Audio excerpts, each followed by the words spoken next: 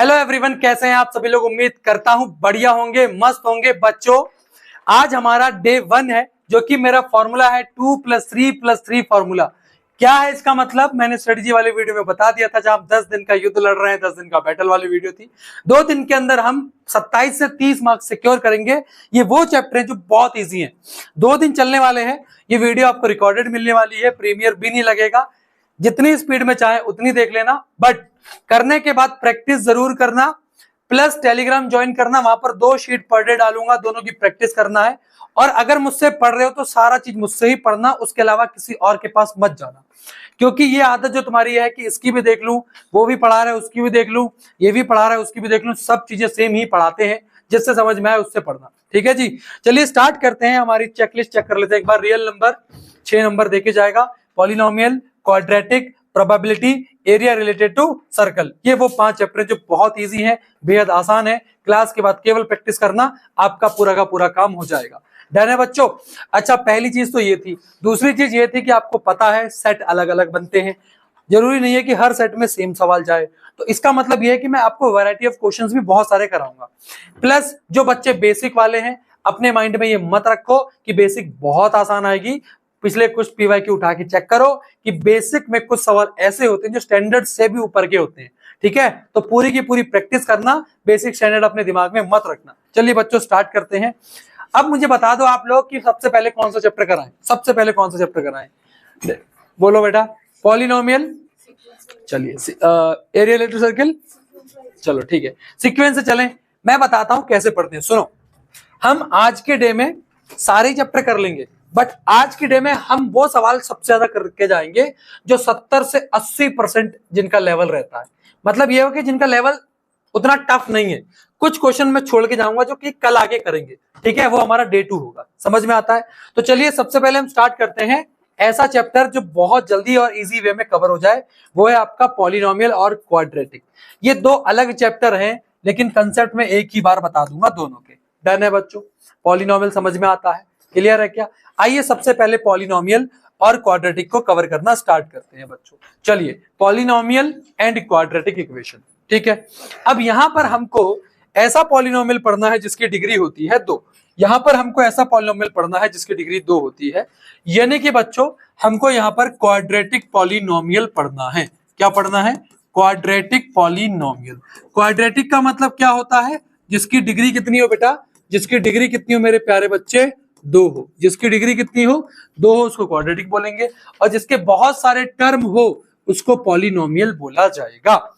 और ये जो क्वाड्रेटिक पॉलिनोमियल होता है, इसकी जो जनरल टर्म होती है, जनरल एक्सप्रेशन जो होता है बच्चों, इसका जो जनरल एक्सप्रेशन होता है वो होता है ax² + bx + c। लेकिन अगर मैं इसको इक्वेट कर दूं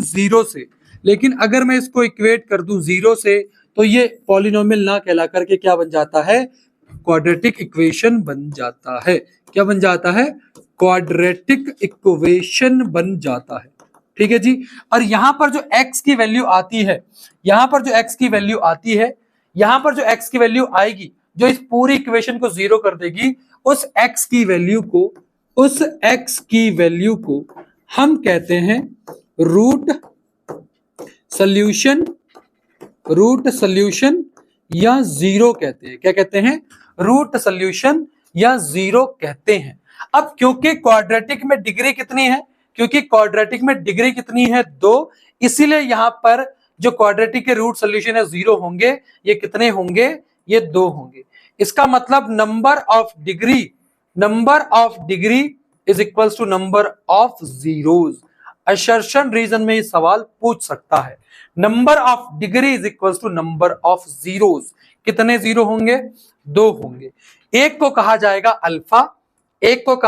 अल्फा, और दूसरे को कहा जाएगा बीटा। कुछ नहीं है, एक्स की वैल्यू एक को अल्फा एक को बीटा, किसी को भी आप मान सकते हो, अल्फा किसी को भी बीटा। डन है। आप बोलेंगे हाँ जी सर, हमको ये चीज समझ में आ गई। अब क्योंकि हम 0 जब निकालेंगे तो रिलेशनशिप भी हमको बनाते आना चाहिए। जब 0 हम निकालेंगे तो उसका रिलेशनशिप भी बताते आना चाहिए। यहां पर ए बी सी, ठीक है जी, ये आपके क्या हो गए? ये आपके टर्म हो गए इसमें। अब रिलेशनशिप भी बताने आना चाहिए आपको।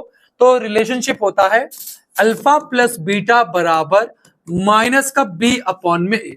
ये होता है रिलेशनशिप, अल्फा प्लस बीटा बराबर माइनस में बी अपॉन में ए। यानी कि अगर आप जीरोस का सम करोगे तो वो माइनस का बी अपॉन ए होना चाहिए। सर यहाँ पर बी क्या होता है? बी की वैल्यू आएगी यहां से, बी की वैल्यू कहां से आएगी? यहां से। ए की वैल्यू आएगी यहां से। एक्स का कोफिशिएंट बी कहलाएगा, याद रखेंगे यहाँ पर प्लस का साइन है, अगर उसमें माइनस होगा तो माइनस का बी ले लेना। और एक्स स्क्वायर का कोफिशिएंट आपका ए कहलाएगा। सी कहां से आएगा? जो कि कांस्टेंट टर्म आपकी सी होगी, ये चीज आपको पता होती है। उसके बाद इसको हम कहते हैं सम ऑफ, इसको हम कहते हैं सम ऑफ जीरोस। डन है। और एक आता है अल्फा इंटू बीटा, इसको हम कहते हैं सी अपॉन में ए। इसको क्या कहते हैं? सी अपॉन में ए। ये कहलाता है प्रोडक्ट ऑफ जीरोस। क्या कहलाता है मेरे प्यारे बच्चों? Product of zeros. डन है ये बात सबको क्लियर है क्या? चलो, अब जीरोस कैसे निकालते हैं? ये जीरोस कैसे निकालते हैं? इसके लिए आपकी किताब में दो मेथड दिए हुए हैं। इसके लिए आपकी किताब में दो मेथड दिए हुए हैं जीरोस निकालने के। एक तो है मिडल टर्म स्प्लिट, एक तो है मिडल टर्म स्प्लिट मेथड, और दूसरा है क्वाड्रेटिक फार्मूला। दूसरा क्या है? Quadratic formula. Middle term split समझाते चलूंगा, क्वाड्रेटिक फार्मूला भी लिखवा दूंगा, टेंशन नहीं लेनी कतई भी। डन है क्या? यहां तक चीजें क्लियर है? चलिए आगे बढ़ते हैं। और क्या क्या सवाल पूछता है? मिडल टर्म तो बता दूंगा, क्वाड्रेटिक भी बता देता हूं। क्वाड्रेटिक फॉर्मूला क्या होता है? x बराबर प्लस माइनस, सॉरी x बराबर माइनस का b plus minus under root B square minus 4ac, B square minus 4ac upon में 2a। ये होता है क्वाड्रेटिक फॉर्मूला। ये होता है मेरे प्यारे बच्चों क्वाड्रेटिक फॉर्मूला। सर ये प्लस माइनस बी का क्या मतलब है? एक बार प्लस लेंगे, एक बार माइनस लेंगे। डन है। इसके अलावा और सवाल किस पे बनेगा? ग्राफ पे बनेगा, समझा दूंगा ग्राफ में। नेचर ऑफ रूट पे बनेगा। सवाल आगे बढ़ता चलूंगा, कराता हुआ चलूंगा, कंसेप्ट क्लियर हो जाएंगे। डन है क्या? डन है बच्चों? आप बोलेंगे हाँ जी सर। चलिए अब बढ़ते हैं। ये चीज मैंने आपको बता दी है ना, ये अल्फा प्लस बीटा मैंने आपको समझा दी। चलिए सबसे पहले थोड़ा बेस बनाते हैं। ये आपकी एनसीईआरटी है। थोड़ा सा एक दो सवाल यहां से कर लेते हैं क्योंकि इंपॉर्टेंट रहते हैं। बेसिक में कुछ सवाल ऐसे होते हैं जो आपको डायरेक्ट दिखते हैं। चलिए सबसे पहले उठाते हैं ये वाला सवाल, ये वाला क्वेश्चन। अब बच्चा कहेगा सर यहाँ पर आपको अगर कंपेयर करना हो ax square plus B X plus C बराबर 0 से, तो ये हो जाएगा 4u square plus 8u plus में 0 बराबर 0। अब यहाँ पर c की जगह पर क्या है? c की जगह पर क्या है? 0 है। आप कहोगे सर x यहाँ तो u है, तो बेटा कोई बात नहीं, वो कोई भी वेरिएबल हो सकता है। तो b की जगह पर क्या आ गया? 8 आ गया, और a की जगह पर 4 आ गया। हम इसको सॉल्व कैसे करेंगे?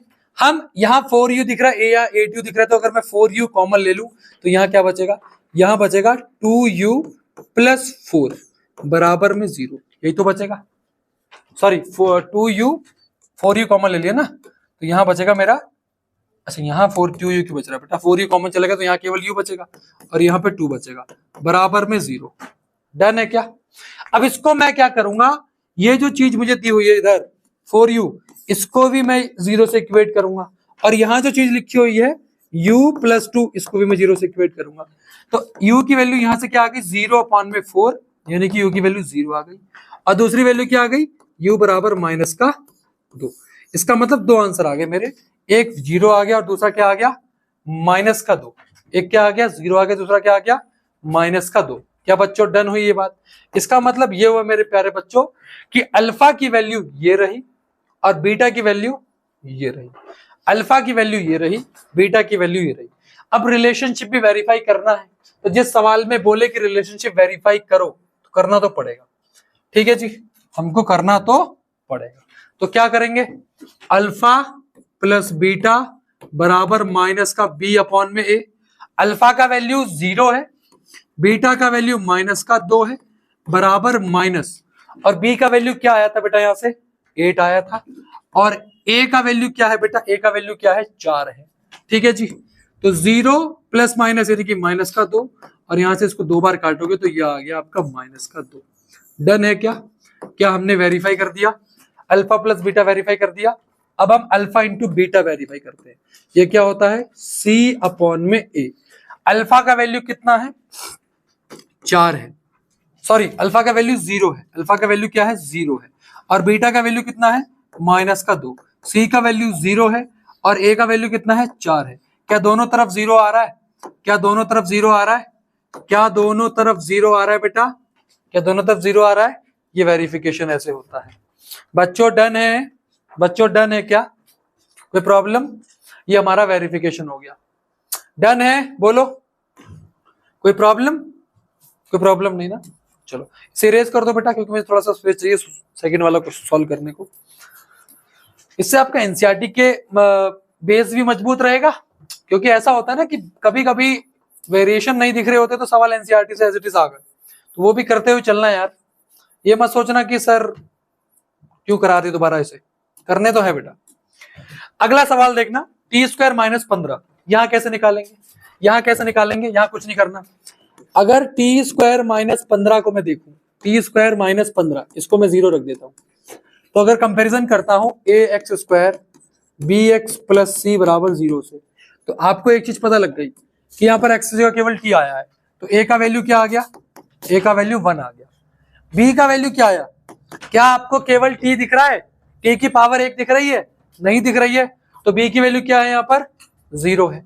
और कांस्टेंट टर्म c की वैल्यू क्या है -15। c हमेशा कांस्टेंट होगा, c हमेशा कांस्टेंट होगा।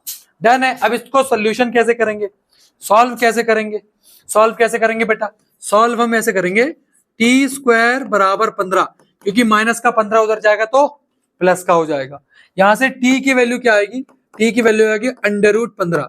बच्चे एक चीज याद रखना, t ये जब भी स्क्वायर हटा करके उधर रूट लगाते हो, जब भी स्क्वायर हटा करके उधर रूट लगाते हो, तो ये रूट प्लस माइनस दोनों का होगा।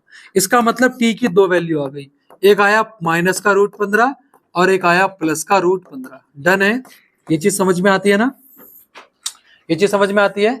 तो ये वाली वैल्यू अल्फा कहलाएगी और ये वाली वैल्यू बीटा कहलाएगी, ये वाली वैल्यू अल्फा कहलाएगी, ये वाली वैल्यू बीटा कहलाएगी। क्या मेरे प्यारे बच्चों को ये चीज बात समझ में आई, आप बोलेंगे हाँ जी सर। तो रिलेशनशिप कैसे एस्टेब्लिश करेंगे, अल्फा प्लस बीटा बराबर माइनस का b अपॉन में a।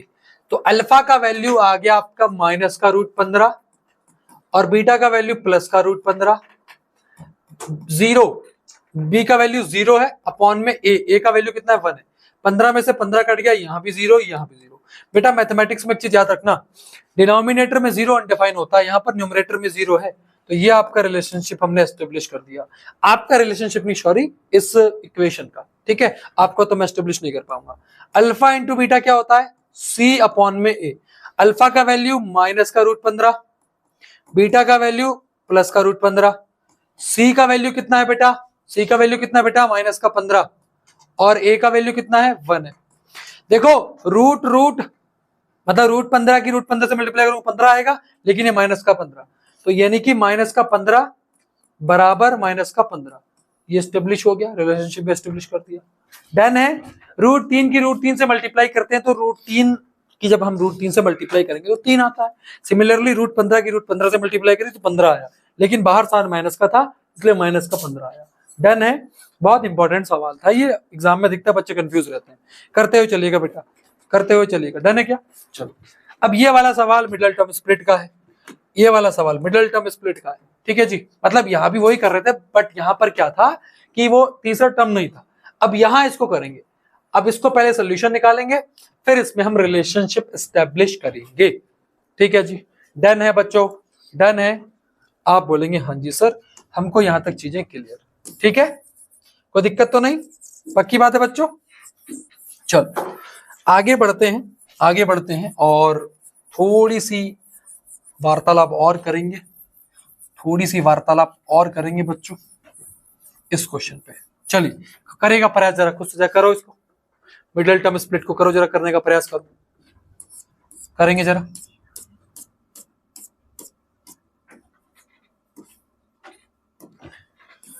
करो, हो गया। अरे ये तो बहुत लंबा टाइम लग गया, सॉरी भाई।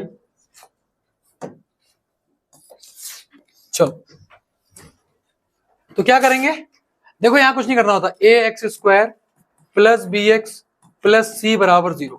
जब कंपैरिजन करोगे तो ए का वैल्यू क्या आ रहा है 3 आ रहा है, बी का वैल्यू क्या आ रहा है सर माइनस का 1, क्योंकि x के साथ -1 की मल्टीप्लाई हुई तभी जाके माइनस का x हो गया वो, और c का वैल्यू माइनस का 4। 4 3 जा 12, लेके क्या आना है 1 लेके आना है, 4 3 जा 12 यानी कि 4 - 3 क्या आ जा रहा है 1 आ रहा है। तो यहां पर मैं क्या करूंगा 3x स्क्वायर, इस 1 को मैं लिख सकता हूं, माइनस का साइन बाहर ले दो, इसको मैं लिख सकता हूं 4x माइनस का 3x और माइनस का 4 बराबर 0। देखो प्लस माइनस में दिक्कत मत करा करो, माइनस के साइन को यहां से बाहर ले लेना, बात खत्म। अब माइनस करने अंदर भेज दो, 3x स्क्वायर माइनस का 4x minus minus plus 3x, ठीक है, और माइनस का 4 बराबर 0। इन दोनों में क्या कॉमन आ रहा है, इन दोनों में क्या कॉमन आ रहा है, तो आप बोलोगे सर कुछ भी कॉमन नहीं आ रहा, केवल x कॉमन आ रहा है, तो यहां बचा 3x माइनस का 4। इन दोनों में क्या कॉमन आ रहा है, कुछ भी कॉमन नहीं दिख रहा, तो कुछ भी जब नहीं दिख रहा तो 1 कॉमन ले लो, तो पॉजिटिव 1 कॉमन ले लिया, 3x माइनस 4 बराबर 0। एक कंडीशन ये होती है कि ये वाला टर्म और ये वाला टर्म हमेशा क्या आना चाहिए सेम। इस जब अगर ये सेम आ रहा है तो हमको ये पता लग जाता है कि हमारा आंसर बिल्कुल ही सही जा रहा है। तो इसका मतलब ये जो दोनों सेम है उसको एक बार लिख दो ऐसे करके, 3x माइनस 4, 3x माइनस 4, और ये जो x और ये प्लस का 1 है इसको ऐसे लिख दो, ठीक है जी, ये बराबर 0। अब दोनों को एक एक बार 0 से कंपेयर कर दो, ठीक है जी, तो 3x माइनस 4 बराबर 0, तो 3x की वैल्यू क्या आ जाएगी 4 आ जाएगी, तो यहां से x की वैल्यू आ जाएगी 4/3 आ जाएगी, यहां से x की वैल्यू क्या आ जाएगी 4/3, और ये जो x प्लस 1 है इसको भी जब 0 से इक्वेट करोगे तो यहां से x की वैल्यू क्या आ जाएगी माइनस का 1। तो 2 रूट आगे कि नहीं आगे, एक रूट ये रहा आपका ये वाला, और दूसरा रूट आपका ये रहा x बराबर माइनस का 1। इसको अल्फा कह लो और इसको क्या कह लो बीटा कह लो, इसको क्या कह लो बीटा कह लो। रिलेशनशिप एस्टेब्लिश करना है, रिलेशनशिप एस्टेब्लिश करना है, तो अल्फा प्लस बीटा बराबर माइनस का b अपॉन में a। अल्फा का वैल्यू 4/3 है और बीटा का वैल्यू है माइनस का 1 बराबर माइनस, b का वैल्यू माइनस का 1 है तो माइनस का 1 अपॉन में a का वैल्यू 3 है, ठीक है जी, करते हैं 3 1 3, 4 - 3 कितना हो गया 1, 1/3, माइनस माइनस प्लस 1/3। क्या ये दोनों इक्वल आ रहे हैं, क्या ये दोनों इक्वल आ रहे हैं, ये आपने रिलेशनशिप एस्टेब्लिश कर दिया, समझ में आ गया, पक्की बात है बच्चों। अभी अल्फा प्लस बीटा कराए तो अल्फा इंटू बीटा भी तो करके दिखाओ, तो अल्फा इंटू बीटा क्या हो जाएगा c अपॉन में a, अल्फा इंटू बीटा यानी कि अल्फा क्या है 4/3 मल्टीप्लाई माइनस का 1 बराबर c का वैल्यू माइनस का 4 अपॉन में 1, ये तो आ जा रहा है माइनस का 4 यहां से आ रहा है, माइनस का 4 यहां से आ रहा है, इसको एस्टेब्लिश कर दो, ये आपका रिलेशनशिप एस्टेब्लिश हो गया। बेटा वो जो 5 नंबर का सवाल आता है ना उसमें 2 सवाल देता है और ऐसे सवाल 5 मार्क्स में आएंगे, मैं ये नहीं कर रहा ये वाला आएगा, जो आएगा मैं उसको लेकर आया हूं, बट मैं आपको बता रहा हूं कि इस सवाल को ऐसे मत छोड़ना। 3 नंबर में भी आपको ऐसे सवाल दिखते, मैं ये नहीं कह रहा कि ये सवाल आएगा, वो लेकर आया जो आने वाला है, बट ये ऐसे सवाल आते हैं तो प्लीज प्रैक्टिस जरूर कर लेना, ठीक है जी, समझ में आता है आपको, पक्की बात है। ये आपका बेस था, ये आपको चीजें समझ में आनी चाहिए। अब बात आती है कि अब जो हम अल्फा बीटा निकाल रहे थे, अगर हमारे पास अल्फा बीटा दिया हो तो हम इक्वेशन कैसे बनाएंगे, फिर समझना। अब तक हमने अल्फा बीटा निकाला है, अब अल्फा बीटा अगर दिया है तो इक्वेशन कैसे बनाएंगे, उसका कंसेप्ट लिखना, उसका कंसेप्ट लिखना बेटा, उसका कंसेप्ट लिखना। चलिए, जब आपको जीरोस गिवन हो तब इक्वेशन कैसे बनती है, तो कोई भी क्वाड्रेटिक इक्वेशन, कोई भी क्वाड्रेटिक इक्वेशन जो होती है वो के का मतलब कोई भी नंबर हो सकता है, के ब्रैकेट में X square minus alpha plus beta bracket बंद X plus alpha into beta, ये होती है कोई भी इक्वेशन। इसका मतलब ये हुआ कि यहां पर जो एक्स का कोफिशिएंट होता है वो होता है सम ऑफ जीरोस, वो क्या होता है सम ऑफ जीरोस, वो क्या होता है सम ऑफ जीरोस, और यहां जो कांस्टेंट टर्म होता है वो क्या होता है प्रोडक्ट ऑफ जीरोस, वो क्या होता है प्रोडक्ट ऑफ जीरोस। क्या मेरे बच्चों को ये चीज समझ में आई? के का मतलब क्या है? के का मतलब वो है कि अगर यहाँ पर आपको डिनोमिनेटर में एक नंबर दिख रहा है तो उसको के की वैल्यू बोल देना, कैसे मल्टीप्लाई कर देना। अगर दो नंबर दिख रहे हैं दोनों का एलसीएम लेकर के की वैल्यू होती है। मैं समझा दूंगा सारी चीज, समझ में आता है क्या? क्लियर है बच्चों? डन है? पक्की बात है क्या? डन है? चलो बेटा देखो, अगर आता भी ना तो आप उस चीज में मत रहो ओवर कॉन्फिडेंस में, क्योंकि जब एग्जाम का प्रेशर होगा ना मैथ वाला, मैं बता रहा हूं अलग होगा। आता भी तो लिखो यार, आता भी है तो भी लिखो, मान जाओ, ठीक है? क्योंकि मैंने वो प्रेशर हैंडल करा है ना, मैंने कॉम्पिटिटिव का करा है, मैं आपको बता रहा हूं।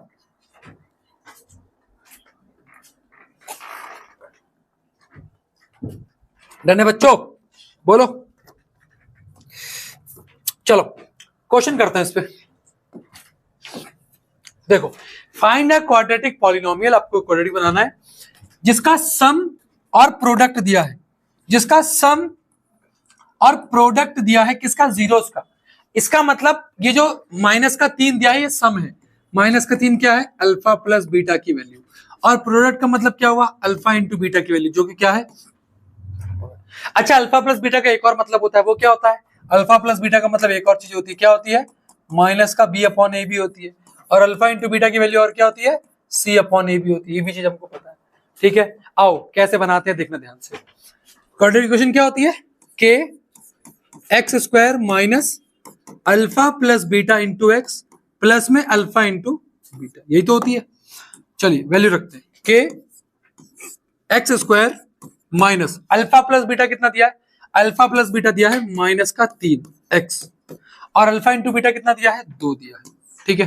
तो ये हो जाएगा के x square minus minus plus 3x plus में 2। अब ये बन गया पॉलिनोमियल। सर के की वैल्यू क्या रखूं? क्या डिनोमिनेटर में कुछ दिख रहा है? दिख रहा है? नहीं दिख रहा? के की वैल्यू 1 पुट कर बेटा, के की वैल्यू 1 पुट कर दे इधर, के की वैल्यू 1 पुट कर दे, तो ये इक्वेशन बन जाएगी, ये इक्वेशन बन जाएगी, मतलब पॉलिनोमियल बन जाएगा। जो पॉलिनोमियल आपका बनेगा, ये पॉलिनोमियल क्या होगा? ये पॉलिनोमियल होगा आपका polynomial x square plus 3x plus में 2, ठीक है जी? ये आपका पॉलिनोमियल होगा। डन है? अगर डिनोमिनेटर में कुछ नहीं है तो के की जगह क्या पुट कर दोगे? 1 पुट कर दोगे। सपोज दैट डिनोमिनेटर में यहां पर होता 2 और यहां पर होता 3, 2 होता 3 होता, मैं क्या करता? 2 और 3 का एलसीएम 6 लेके के की वैल्यू 6 रखता, सबसे मल्टीप्लाई कर देता। समझ में आता है कि नहीं? ये चीज आपको पता होनी चाहिए। बिल्कुल बिल्कुल अटेंशन में बैठिए बेटा, अटेंशन में, बिल्कुल इस तरीके से, बहुत तमीज से, ठीक है जी? डन है? डन है ना? ये बेसिक था। जो बेसिक वाले बच्चे हैं ना, इसको पूरा अच्छे तरीके से प्रैक्टिस करेंगे। और बहुत सारे बच्चे ऐसे होते हैं बैठे हैं केवल और वीडियो देख रहे हैं, मैंने देखी है बहुत सारे बच्चे, उससे आपके मैथ्स में मार्क्स तो नहीं आएंगे। चलो 2 सवाल यहां से करेंगे, 2 सवाल उठाएंगे, है ना? 2 सवाल उठाऊंगा, ज्यादा नहीं, एक सवाल ये उठा लेता हूं। चलो ये देखो, find a quadratic polynomial each with the given number as the sum and product. ये सम दिया हुआ है और ये प्रोडक्ट दिया हुआ है, यानी कि अल्फा प्लस बीटा की वैल्यू क्या दी है? माइनस का 1/4, और अल्फा इंटू बीटा की वैल्यू क्या दी है? 1/4। चलिए बनाएंगे जरा, खुद से बनाएंगे जरा, चलो बनाओ फटाफट से, बनाओ बेटा। अगर बनाते वीडियो रोक लिया करो, ठीक है? बनाओ। क्वाड्रेटिक पॉलिनोमियल बोला है इसने, बन गया? साफ सुथरे तरीके से लिखेंगे।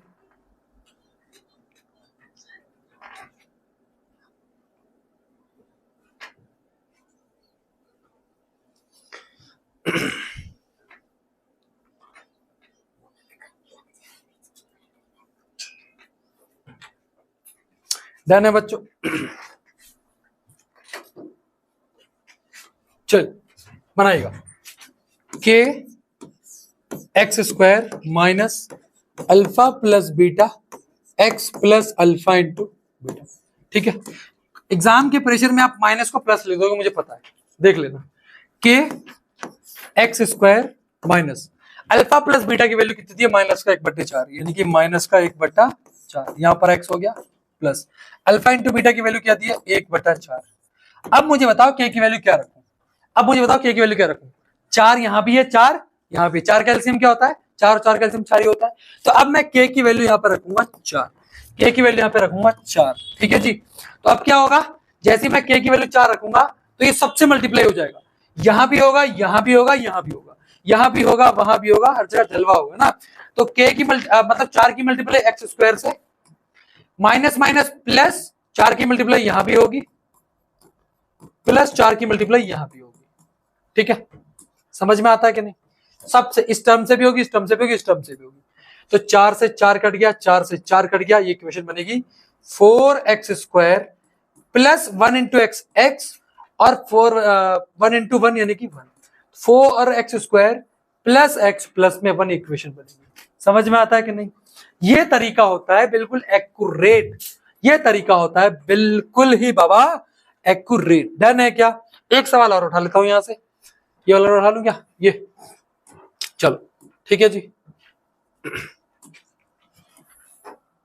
चलो तो ये हो जाएगा के x square minus alpha into beta, क्या है 0 दिया है, x plus alpha into sorry alpha plus beta 0 दिया, अल्फा इंटू बीटा रूट 15 दिया है, रूट 15 क्या है रूट 5। ठीक है, तो ये हो जाएगा के एक्स स्क्वायर, ये तो 0 हो गया पूरा, ये हो गया रूट 5।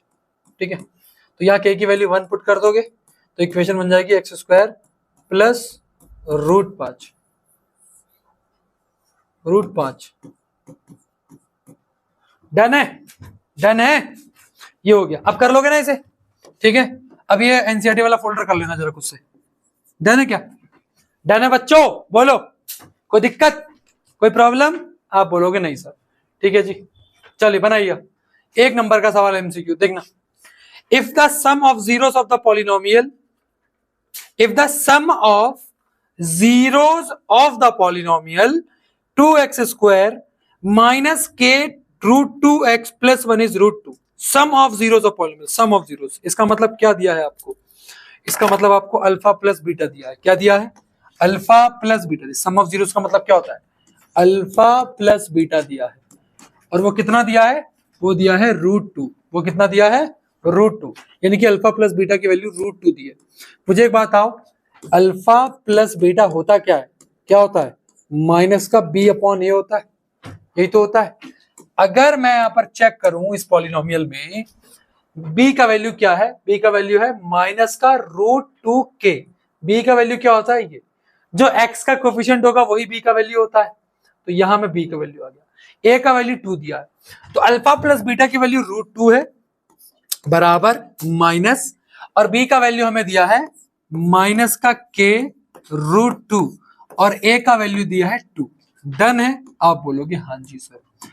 माइनस से माइनस प्लस हो गया, रूट 2 से रूट 2 कट गया, बहुत ध्यान से देखना बेटा।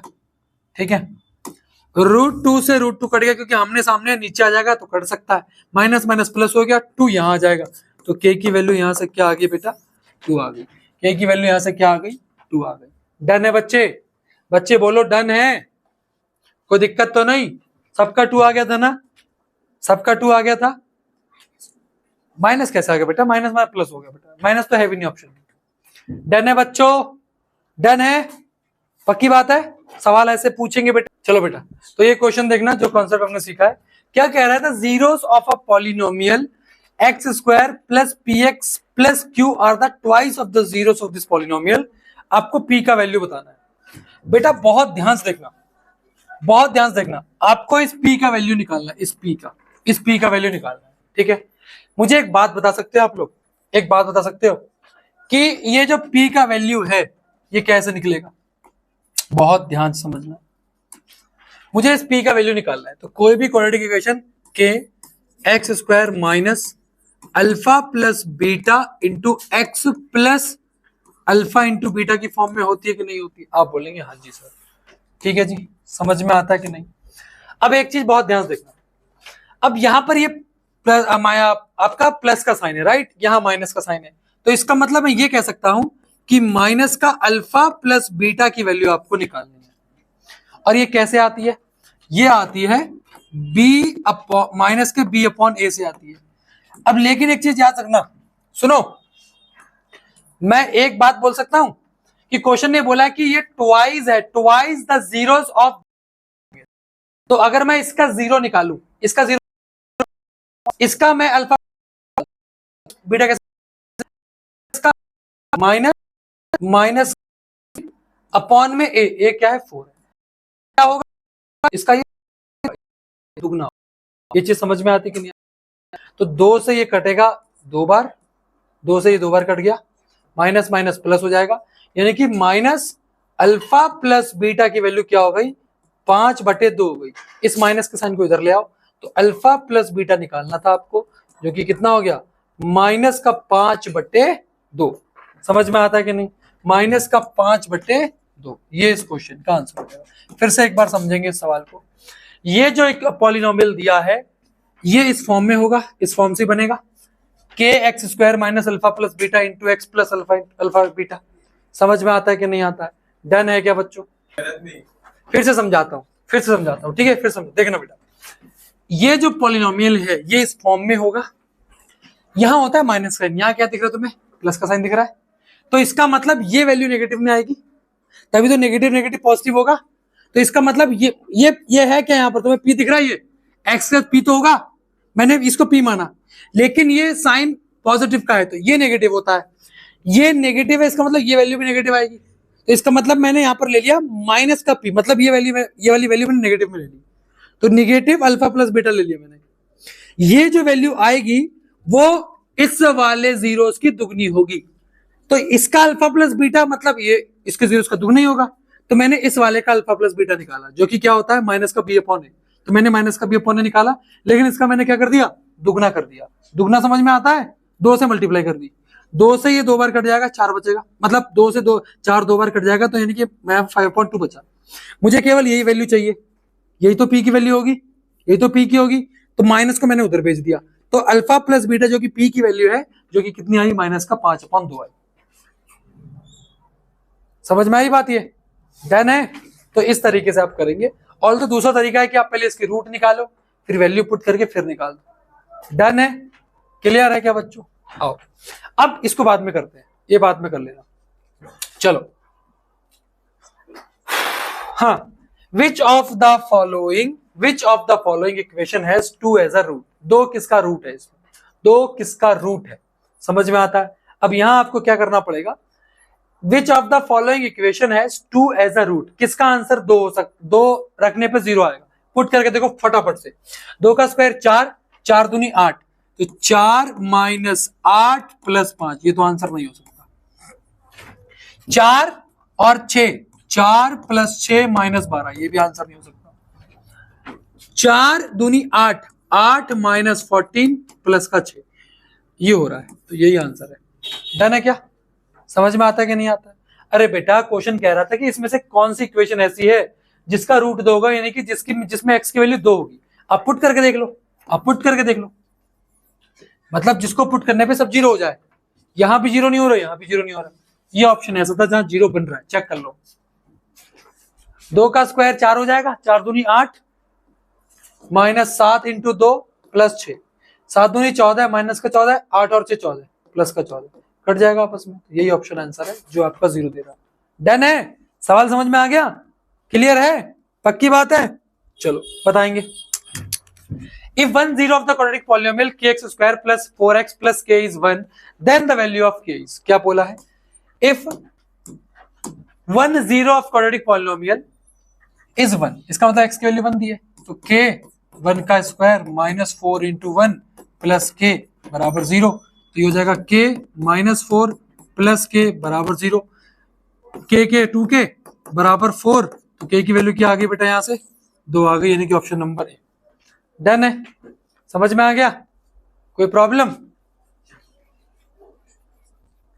ठीक है बेटा, यहां पर 1 पुट कर दिया, एक 0 दिया है, मतलब x की वैल्यू दी है 1, यहां पर, अच्छा ये 4 के है, सॉरी प्लस का है ना, ये है भाई, ये प्लस का है, अगर ये प्लस का है तो ये माइनस का हो जाएगा, यानी कि माइनस का 2 आ रहा है, ये आ रहा है आंसर। ठीक है, मेरी गलती थी इसमें। डन है बेटा? क्लियर है क्या? यहाँ प्लस का था, मैंने माइनस गलती से लिख दिया था। डन है बच्चों? बोल दो, आगे बढ़ू, कोई दिक्कत तो नहीं? चलिए, find 2 number whose sum is 27 and product 182। Word problem है, चलो वर्ड प्रॉब्लम है, कैसे करेंगे बहुत ध्यान देखना।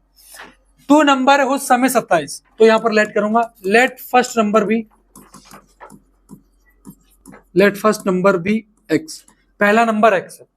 अब अगर दोनों का सम 27 है सुनो, अगर मैं बोलूं कि मेरी एज 15 है और हम दोनों की एज मिलाकर 27 है, तो आप 27 में से 15 को माइनस करके भी तो दूसरी एज निकाल सकते हो। तो फर्स्ट नंबर भी एक्स, तो सेकंड नंबर क्या हो जाएगा,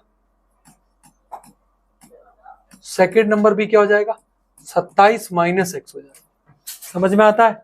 दूसरा नंबर क्या हो जाएगा, 27 माइनस एक्स हो जाएगा। दोनों का प्रोडक्ट क्या दिया है, दोनों का प्रोडक्ट 182 दिया है। तो देखते हैं, दोनों का प्रोडक्ट 182 दिया है, तो अकॉर्डिंग टू क्वेश्चन क्या हो जाएगा, x और 27 माइनस एक्स दोनों को मल्टीप्लाई करूंगा तो कितना आना चाहिए, 182 आना चाहिए। डन है। चलिए, तो 27 की जब x से मल्टीप्लाई करूंगा तो 27x आएगा, x की x से मल्टीप्लाई करूंगा तो एक्स स्क्वायर हो जाएगा बराबर 182। सब कुछ उधर ले जाओ, तो एक्स स्क्वायर माइनस का 27x प्लस का 182 बराबर 0। डन है बेटा, डन है बेटा। आप बोलेंगे हाँ जी सर। अब ये वर्ड प्रॉब्लम थी आपकी, मोस्ट इंपॉर्टेंट वर्ड प्रॉब्लम है। जो बेसिक वाले बच्चे भी हैं वो इसको बहुत ध्यान से करेंगे, जो बेसिक वाले बच्चे हैं वो भी ध्यान से करेंगे, सब कुछ ध्यान से करेंगे। ये समझ में आता है? नहीं नहीं आया बेटा? नहीं, देखो बेटा, दो नंबर दोनों का सम 27 है, तो मैंने एक नंबर सिलेक्ट कर लिया एक्स है, दूसरा मैंने 27 मैंने एक्स क्यों लिखा। अब सुनो, एक बच्चा दिमाग ये लगा रहा है कि सर ये एक्स प्लस वाई भी तो ले सकते थे। बेटा एक्स प्लस वाई अगर आप लेते उसमें भी कोई दिक्कत नहीं थी, बात वो भी सेम बनेगी, ठीक है, लेकिन दूसरी इक्वेशन नहीं बन पाएगी। तो वो लीनियर इक्वेशन में दो इक्वेशन बननी जरूरी है, यहाँ पर एक इक्वेशन से काम चल रहा है। तो यहाँ पर दोनों का सम 27 दिया है, तो एक एक्स है, दूसरा 27 माइनस एक्स है। जैसे मैं आपसे बोलूं कि दो नंबर है, दोनों को जोड़ के 25 आएगा, उसमें से एक नंबर 11 है, दोनों को जोड़ के 25 आएगा, उनमें से एक नंबर 11 है, तो आप दूसरा नंबर निकालने के लिए क्या कर सकते हो, 25 माइनस 11 भी तो कर सकते हो। समझ में आया? तभी पहला मैंने एक्स सिलेक्ट किया और दूसरा 25 माइनस एक्स सिलेक्ट किया। समझ में आता कि नहीं? क्लियर है क्या? ये चीज जानने वाली थी यहाँ पर। डन है। अब आगे बढ़ते हैं। 182 और 27 लेके आना है, आपको बनाने हैं इसके फैक्टर, आपको बनाने हैं फैक्टर। डन है। 182 फैक्टर बनाएंगे, नहीं बना पाए बेटा अभी तक? बेटा करोगे तो कैसे काम चल पाएगा यार ऐसे। 182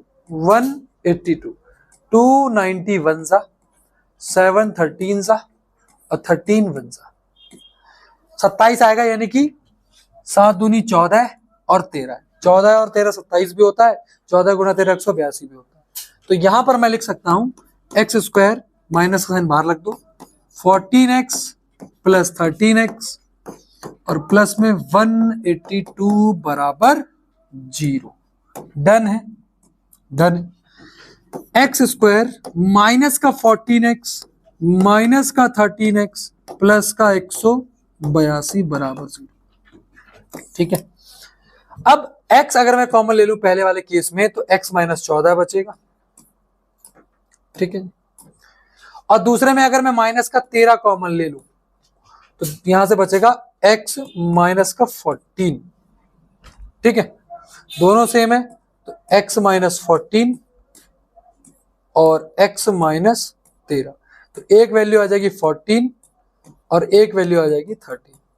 लेकिन दिक्कत यह है कि आपको जब अब आप उसमें लिखेंगे नीचे कि व्हेन x 13 है, पहला नंबर 13 है तो दूसरा 14 होगा, क्योंकि आपको 27 में से x माइनस करना पड़ेगा।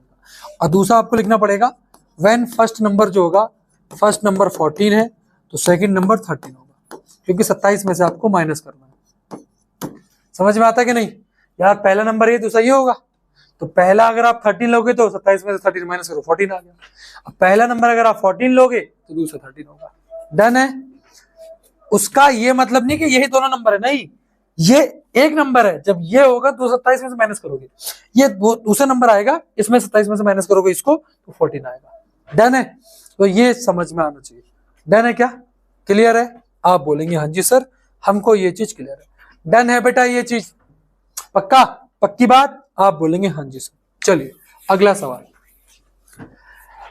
2 consecutive positive integers sum of whose square is 365।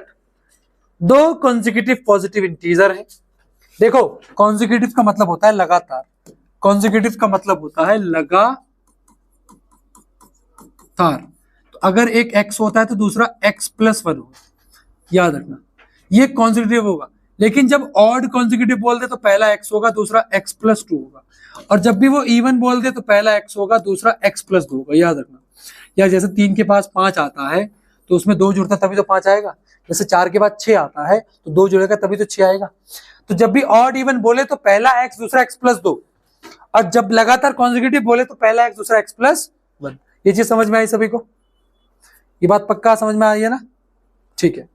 अब दो कॉन्जिक्यूटिव पॉजिटिव इंटीजर है, sum of whose square is, sum of यानी कि अगर मैं क्वेश्चन के अकॉर्डिंग जाऊं, अगर मैं क्वेश्चन के अकॉर्डिंग जाऊं तो सम ऑफ हुज स्क्वायर मतलब इन दोनों का स्क्वायर करो, इन दोनों का स्क्वायर करो। इन दोनों के स्क्वायर का सम जो है वो 365 दिया है। सॉल्व कर दो। एक्स स्क्वायर ये हो गया A square plus B square plus 2ab बराबर 365। एक्स स्क्वायर क्या हो गया 2x square plus 2x plus 1 minus का 365 बराबर 0। तो 2x square plus 2x minus का 364 बराबर 0। तो यहां से 2 कॉमन ले लेंगे तो ये हो जाएगा x square plus x minus का 182 बराबर 0। समझ में आया? तो यहां से इक्वेशन बनेगी x square plus x minus का 182 बराबर 0। ये इक्वेशन बन गई। क्या ये इक्वेशन बिल्कुल एज इट इज पिछले सवाल की तरह बनी है? हाँ जी सर। यहाँ पर 13 और 14 होगा, लेकिन 1 लेकर आना है, तो याद रखेंगे 14 माइनस 13 कर देना। डन है क्या? समझ में आता है? पक्की बात है बच्चों? ये फिर से बताओ बेटा। देखो बेटा, चलो देखो बेटा, ये तो समझ में आ गया। इसका स्क्वायर ए स्क्वायर प्लस बी स्क्वायर, 1 का स्क्वायर 1 ही होता है, प्लस 2ab। ठीक है। अब एक्स स्क्वायर क्या होगा 2x स्क्वायर हो गया, प्लस का 2x से लिख दिया। अच्छा ऊपर समझाओ। देखो एक नंबर हमने एक्स लेट किया, दूसरा x+1। अब क्वेश्चन ने बोला सम ऑफ हुज स्क्वायर, इसका भी स्क्वायर इसका भी square, sum of whose squares. एक नंबर x था, दूसरा x+1 था, कॉन्जिक्यूटिव बोला ना उसने। कॉन्जिक्यूटिव कौन था? लगातार। पहला नंबर ही दूसरा ये, इसका स्क्वायर करना है, इसका भी स्क्वायर करो इसका भी स्क्वायर करो, दोनों का स्क्वायर करके जोड़ दो। समझ में आती है चीज नहीं बेटा? बेटा श्रद्धा क्लियर है? पीछे तंत्र ठीक है। डन है क्या बेटा? डन है। चलिए बहुत बढ़िया बेटा। मंत्र बेटा वर्ष में तो नहीं करता किसी को अपने?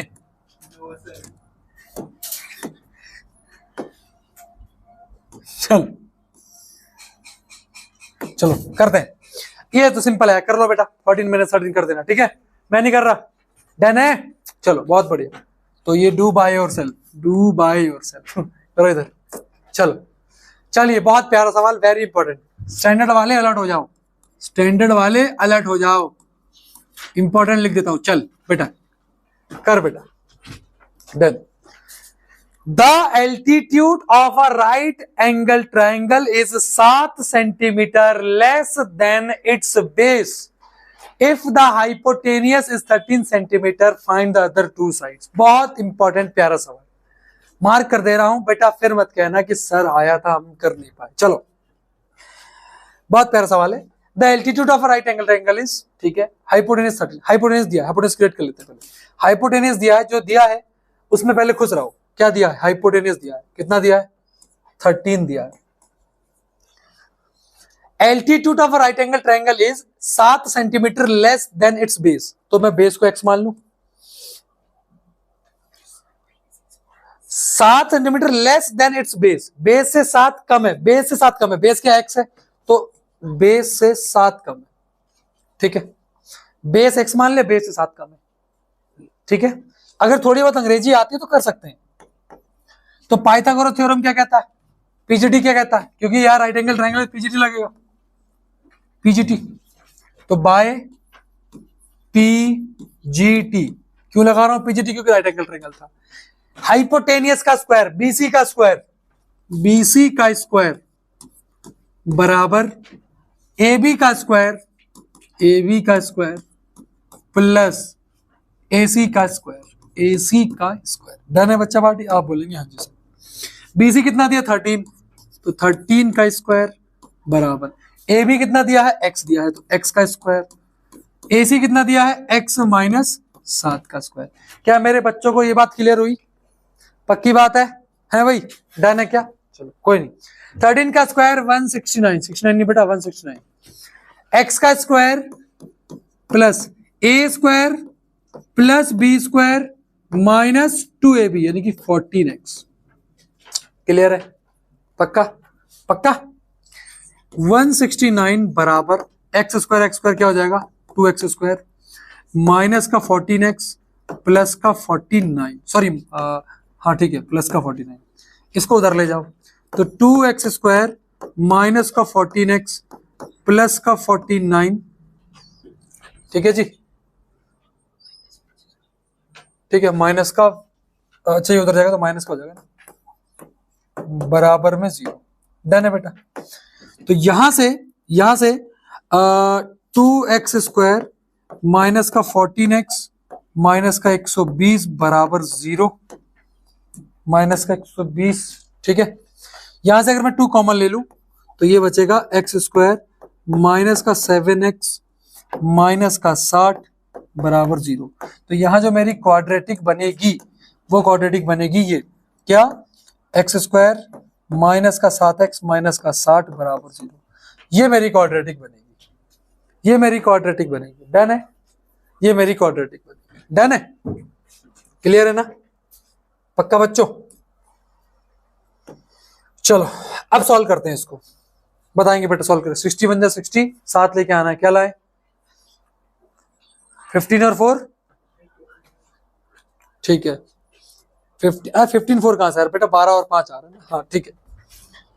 एक्स स्क्वायर माइनस का साइन बाहर रख दो तो ये इसको ऐसे कर देता हूं मैं ना, माइनस का 12x प्लस का 5x माइनस का 60 बराबर 0, ठीक है। तो यहां से x की वैल्यू एक आ जाएगी x माइनस 12, और अगर मैं यहां से 5 कॉमन लूं तो यहां से x माइनस 12, तो x की वैल्यू 2 आ रही है, एक आ रही है 12, एक आ रही है 5, ठीक है। एक माइनस का 5 आ रही है और एक आ रही है 12, ठीक है। अब कोई साइड नेगेटिव नहीं हो सकती, यहां लिख दे रहा हूं, ठीक है, यहां लिख रहा हूं x बराबर माइनस का 5 एंड x बराबर 12, ठीक है जी।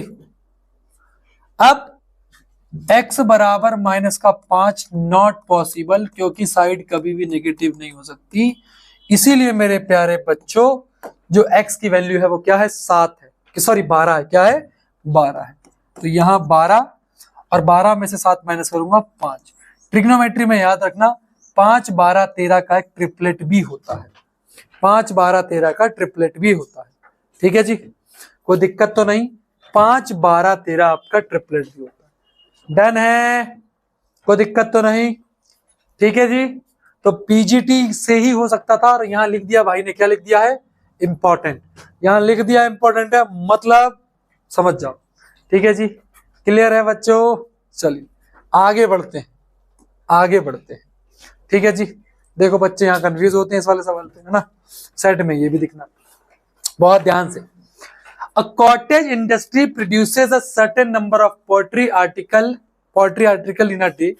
It was observed on a particular day that the cost of a production of each article was 3 more than twice number of article produced in that day. If the total cost of production of that day was ₹90, find the number of article and the cost of each article. सुनो, अगर आप किसी company में काम करते हैं, मैंने मान लिया कि एक गिलास की कीमत 20 रुपए है और एक दिन में मैं 20 गिलास प्रोड्यूस करता हूं, तो टोटल कॉस्ट क्या होगी, एक आर्टिकल की कीमत मल्टीप्लाई नंबर ऑफ आर्टिकल होता है, टोटल कॉस्ट क्या होगी, एक आर्टिकल की कीमत मल्टीप्लाई नंबर ऑफ आर्टिकल होता है, टोटल कॉस्ट। यहां पर आपको टोटल कॉस्ट कितना दिया है, टोटल प्रोडक्शन जो दिया है, टोटल कॉस्ट जो दिया है वो दिया है 90 रुपए, वो कितना दिया है 90 रुपए, ठीक है जी। और number of article and cost of each article पूछा है।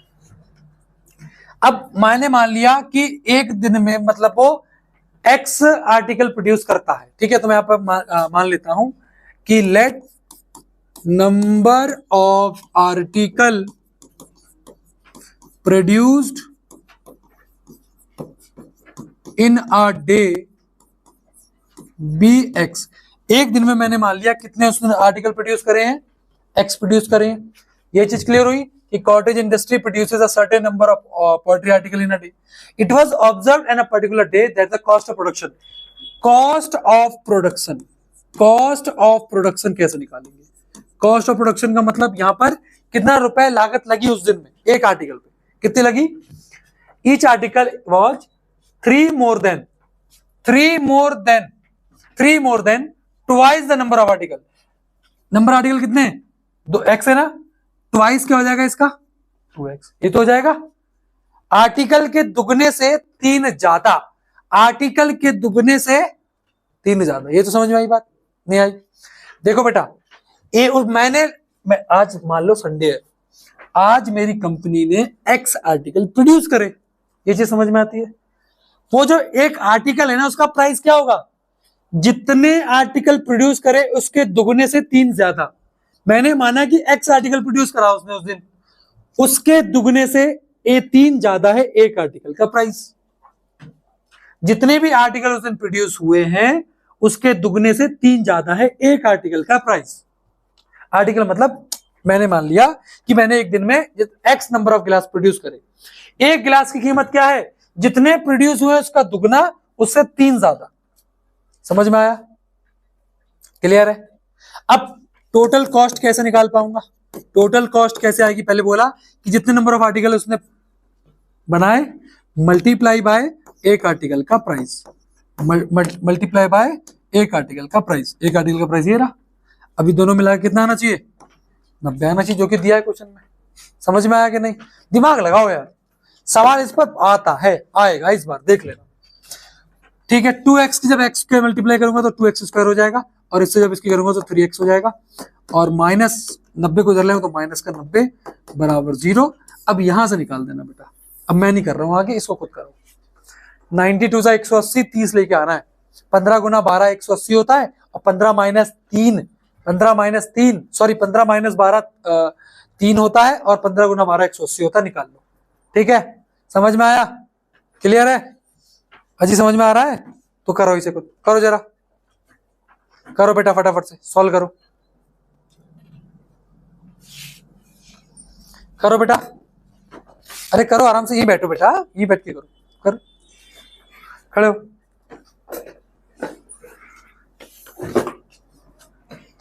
हाँ, बैठ के सॉल्व करो जरा बेटा, करो, सॉल्व करेंगे बच्चों।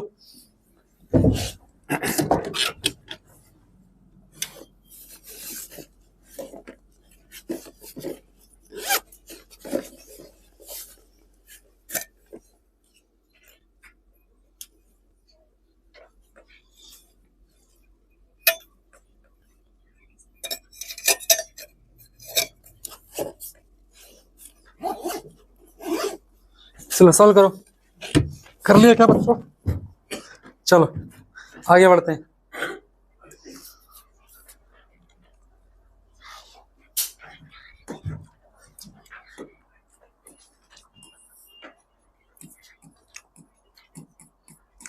(15x माइनस 12x), तो अगर मैं यहां से x कॉमन ले लूं तो ये आएगा x 2x प्लस 15, और यहां से अगर मैं माइनस का 6 कॉमन ले लूं तो ये आ जाएगा 2x प्लस 15। तो x की वैल्यू यहां से आएगी माइनस का 15/2, और x की वैल्यू आएगी 6। क्या माइनस वाली वैल्यू पॉसिबल है? Number of article possible negative आ सकता है क्या? नहीं।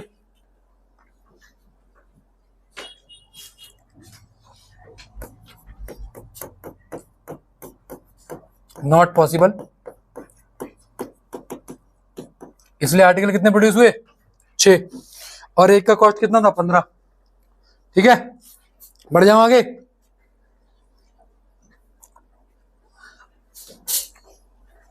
चलो चलो बेटा, आगे बढ़ते हैं बेटा। इसको होमवर्क से करके लाओ। 5 नंबर का सवाल है, होमवर्क से करके लाओ। होमवर्क है, ठीक है? कल जब मिलूंगा तो ये करा दूंगा मैं, ठीक है जी? चलो, nature of root. Nature of root पे सवाल बनता है, बहुत ध्यान से करेंगे। बहुत ध्यान से बेटा। नेचर ऑफ रूट निकलता है बी स्क्वायर माइनस 4ac से। इसको हम डिस्क्रिमिनेंट कहते हैं। इसको हम क्या कहते हैं?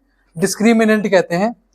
और अगर इस डी की वैल्यू 0 से इक्वल आ रही है तो इसका मतलब दो रूट होंगे, दो रियल होंगे, और दोनों के दोनों कैसे होंगे? Two real and equal root. सबसे ज्यादा सवाल बनते हैं इस पे, और मैं बता रहा हूं ऐसे सवाल करा के जाऊंगा ना आज तो मजा आ जाएगा। ठीक है। और अगर डी की वैल्यू नेगेटिव में आए, मतलब 0 से छोटी आए, 0 से छोटी आए, तो नो रियल रूट, कोई रूट नहीं निकलेगा, नो रियल रूट। और अगर इस डी की वैल्यू 0 से बड़ी आ जाए, टू रियल एंड अलग अलग रूट निकलते हैं। अलग अलग को हम कहते हैं डिस्टिंक्ट रूट। क्या कहते हैं मेरे प्यारे बच्चे? अलग अलग को हम डिस्टिंक्ट रूट कहते हैं। इस पे सवाल बनता है, रख लो पहले इस चीज को। ठीक है। रियल मतलब होता है उसकी वैल्यू जो आ रही है, उसकी जो वैल्यू आ रही है वो पॉसिबल वैल्यू है, रियल नंबर में आ रही है, रियल नंबर में आ रही है। हाँ, मतलब रियल नंबर में आ रही है, रियल नंबर में सारे आ सकते हैं, पॉजिटिव नेगेटिव सब। ठीक है, डन है। ठीक है बच्चों, पक्की बात है? आप बोलेंगे हाँ जी सर। ठीक है, चलो आगे बढ़ते हैं बेटा, सवाल करते हैं। इस पे लिख लो, इसे फटाफट से लिख लो। अरे यार, इसका मतलब ये हुआ कि अगर बी स्क्वायर माइनस 4ac की वैल्यू, मान लो बी स्क्वायर माइनस 4ac की वैल्यू माइनस का 3 आ रही है तो कोई रूट पॉसिबल नहीं है। लेकिन मान लो बी स्क्वायर माइनस 4ac की वैल्यू आपकी 4 आ रही है तो दो अलग अलग रूट होंगे। और अगर 0 आ रही है तो कंडीशन ये होगी। फोकस करना है, इनको याद करने में बेटा। प्लीज बातें ना करें यार, देखो क्लास डिस्टर्ब हो रही है, कोई फायदा नहीं, फिर मारूंगा पता लगेगा। ठीक है, चलो सवाल कैसे आते हैं चेक करेंगे, बताएंगे, चेक करके बताएंगे, चेक करके बताएंगे। Quadratic equation x square plus x plus 1 कैसे रूट है? तो इसको बी स्क्वायर माइनस 4 से निकाल के चेक कर लो। बी स्क्वायर यानी कि 1 का स्क्वायर माइनस 4 इंटू ए का वैल्यू 1 और सी का वैल्यू 1, तो 1 माइनस 4। ठीक है जी, क्या आ रहा है भैया? माइनस का 3 आ रहा है क्या? माइनस का 3 आ रहा है, तो माइनस का 3 आ रहा है का मतलब क्या हुआ? मतलब वैल्यू रियल तो नहीं होगी, रियल वाला हटा दो पहले, इरेशनल से कोई मतलब नहीं, नॉट रियल हो जाएगा। ठीक है, समझ में आ गया? नॉट रियल क्यों के समझ में आया? ठीक है, नेगेटिव आ रही नहीं है वैल्यू। ठीक है, पक्का बच्चों? चलो करो सवाल, देखो प्यारा सवाल है कितना। अब बताओ करके फटाफट से। The non zero value of के for which the quadratic equation has equal root. Equal root का मतलब क्या होता है? इक्वल रूट का मतलब होता है बी स्क्वायर माइनस 4ac बराबर, यही होता है बेटा। इक्वल रूट का मतलब भी तो यही होता है। इंपॉर्टेंट सवाल है, करना है बेटा, ये सवाल आना है। बी स्क्वायर यानी कि माइनस के का स्क्वायर माइनस 4 की वैल्यू तो नहीं, 4 ए की वैल्यू क्या है 3 और सी की वैल्यू के है बराबर 0, तो माइनस के स्क्वायर का क्या हो जाएगा? प्लस का के स्क्वायर, माइनस 4 3 12 के बराबर 0। अगर मैं यहां से के कॉमन ले लूं तो क्या हो जाएगा? के माइनस 12 बराबर 0। इस के को उधर भेज दो तो के की वैल्यू एक तो आ गई 0, और दूसरी क्या आएगी? के की वैल्यू यहां से पॉजिटिव 12 आएगी। उसने नॉन जीरो बोला है, उसने नॉन जीरो बोला है, नॉन जीरो। नॉन जीरो का मतलब जो जीरो नहीं है, तो जो जीरो नहीं है वो क्या हो जाएगी? 12 हो जाएगी। क्या ये बात सबको समझ में आई? क्या ये ड्यूएबल सवाल था? पक्की बात है बच्चों, डन है? आप बोलेंगे हाँ जी सर। अगला सवाल, धीमे धीमे धागे खुलेंगे बेटा। ठीक है, फॉर व्हाट वैल्यू ऑफ के minus 4 is the zero of the polynomial. -4 zero है, इसका मतलब एक्स की वैल्यू ऑलरेडी -4 दी है, तो यहां पुट करो -4 का स्क्वायर माइनस के की वैल्यू -4 है तो -4। यहां बच्चे गलती करेंगे बेटा, यहां देखो, यहां माइनस का था, -4 लगाया तो मैंने -4 अंदर लिख दिया। ठीक है, और -2k + 2 और इज रियल रूट है, सॉरी 0 है ना तो 0 रख दूंगा इधर। -4 का स्क्वायर क्या होता है? 16, माइनस माइनस प्लस का b, प्लस का 4 हो गया ये। ठीक है, माइनस अंदर साइन जाएगा तो माइनस का 2k, और माइनस यहां जाएगा तो माइनस का 2 बराबर 0। 16 4 20, 20 में से 2 गया 18, 20 में से 2 गया 18 बराबर 2k, तो k की वैल्यू यहां से क्या आ गई? 9। k की वैल्यू यहां से क्या आ गई मेरे बच्चे? क्या आ गई? 9 आ गई। क्या आ गई? 9 आ गई। डन है, डन। अरे बेटा यहाँ ध्यान रखो यार, माइनस का साइन अंदर जाएगा तो सब माइनस हो जाएंगे। समझ में आया कि बात नहीं? जब माइनस का यहाँ से अंदर जाएगा सब माइनस में हो जाएंगे, ये चीज का ध्यान रखना होता है। समझ में आया? पक्की बात? इधर पक्की बात है बच्चों, मेहनत लगानी पड़ेगी। देखो यार, पेन उठाने पड़ेंगे, दिमाग चलाना पड़ेगा और एड़ी चोटी का जोर भी लगाना पड़ेगा। बनाएंगे इस सवाल को, बहुत प्यारा सवाल है। If alpha beta are the zeros of the quadratic polynomial this then evaluate this value. बच्चों जब भी ये अल्फा अल्फा बीटा तो दिखे ना, घबराना मत, तुम्हारा भाई सामने खड़ा है, जो कह रहा है वो करना। यहां सुनो, यहां क्या दिया है?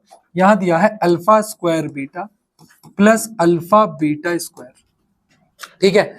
और ये मार्क्स कम से कम 3 मार्क्स, ये जो क्वेश्चन है ये 3 मार्कर में आना है। अब अगर मैं ऊपर से, ऊपर मुझे 2 जगह अल्फा दिख रहा है, बीटा दिख रहा है, तो अगर मैं अल्फा और बीटा एक बार कॉमन ले लूं यहां से, तो क्या बचा? यहां से अल्फा और बीटा बाहर चला गया, यहां पर क्या बचा? केवल अल्फा बचा। यहां से अल्फा और बीटा बाहर चला गया, यहां पर क्या बचा? केवल बीटा। यानी कि मुझे किसकी वैल्यू निकालनी थी? मुझे तो इसकी वैल्यू निकालनी थी जो कि मुझे आती है। कितना आसान है। अल्फा प्लस बीटा की वैल्यू क्या होगी? अल्फा प्लस बीटा की वैल्यू क्या होगी? अल्फा प्लस बीटा की वैल्यू होती है माइनस का बी अपॉन ए, यानी कि यहां से ले लूंगा 7, माइनस का 7, नीचे क्या आ जाएगा? 3। ये अल्फा प्लस बीटा की वैल्यू है। और अल्फा बीटा की वैल्यू क्या होगी? सी अपॉन में ए। सी की वैल्यू क्या है? सी की वैल्यू है माइनस का 11 और ए की वैल्यू क्या है? 3। तो ये आ गई, पुट कर दो। अल्फा इंटू बीटा क्या है? अल्फा इंटू बीटा क्या है? माइनस का 11/3 और अल्फा प्लस बीटा क्या है? माइनस का 7/3। तो आंसर क्या आ जाएगा मेरा?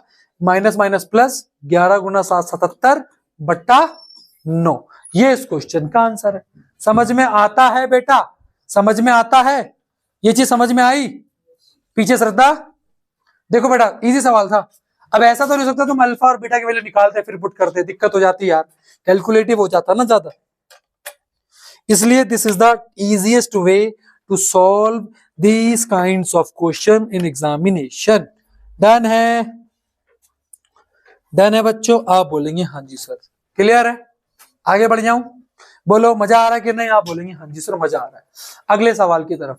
ये सवाल करो, जीरोस निकाल देना, रिलेशनशिप एस्टेब्लिश करना, 3 मार्क्स का है ना। इसको होमवर्क में करना बेटा, अभी इसको अभी होमवर्क में करना, इसको अभी होमवर्क में करना बेटा। डन है? आप बोलेंगे हाँ जी सर, ठीक है। तो ये 3 मार्क्स में ये होमवर्क छोड़ के जा रहा हूं, ठीक है। करो इसे फटाफट से, चलो चलिए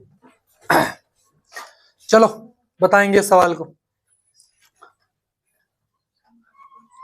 एक काम करते हैं ना, ये इस टाइप के थोड़े सवाल मैं इसको कर लेता हूँ ना, इसको कर लेता हूँ। स्लाइड नंबर नोट कर लीजिए बेटा, इसे 26 पे कर लो, 27 भी नोट कर लो। चलो एक काम करो, 27 करा देते हैं, करते हैं। चलो इसे करता बेटा।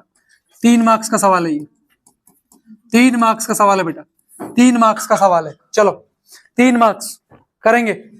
फाइंड द वैल्यू ऑफ के for which the following equation has equal root.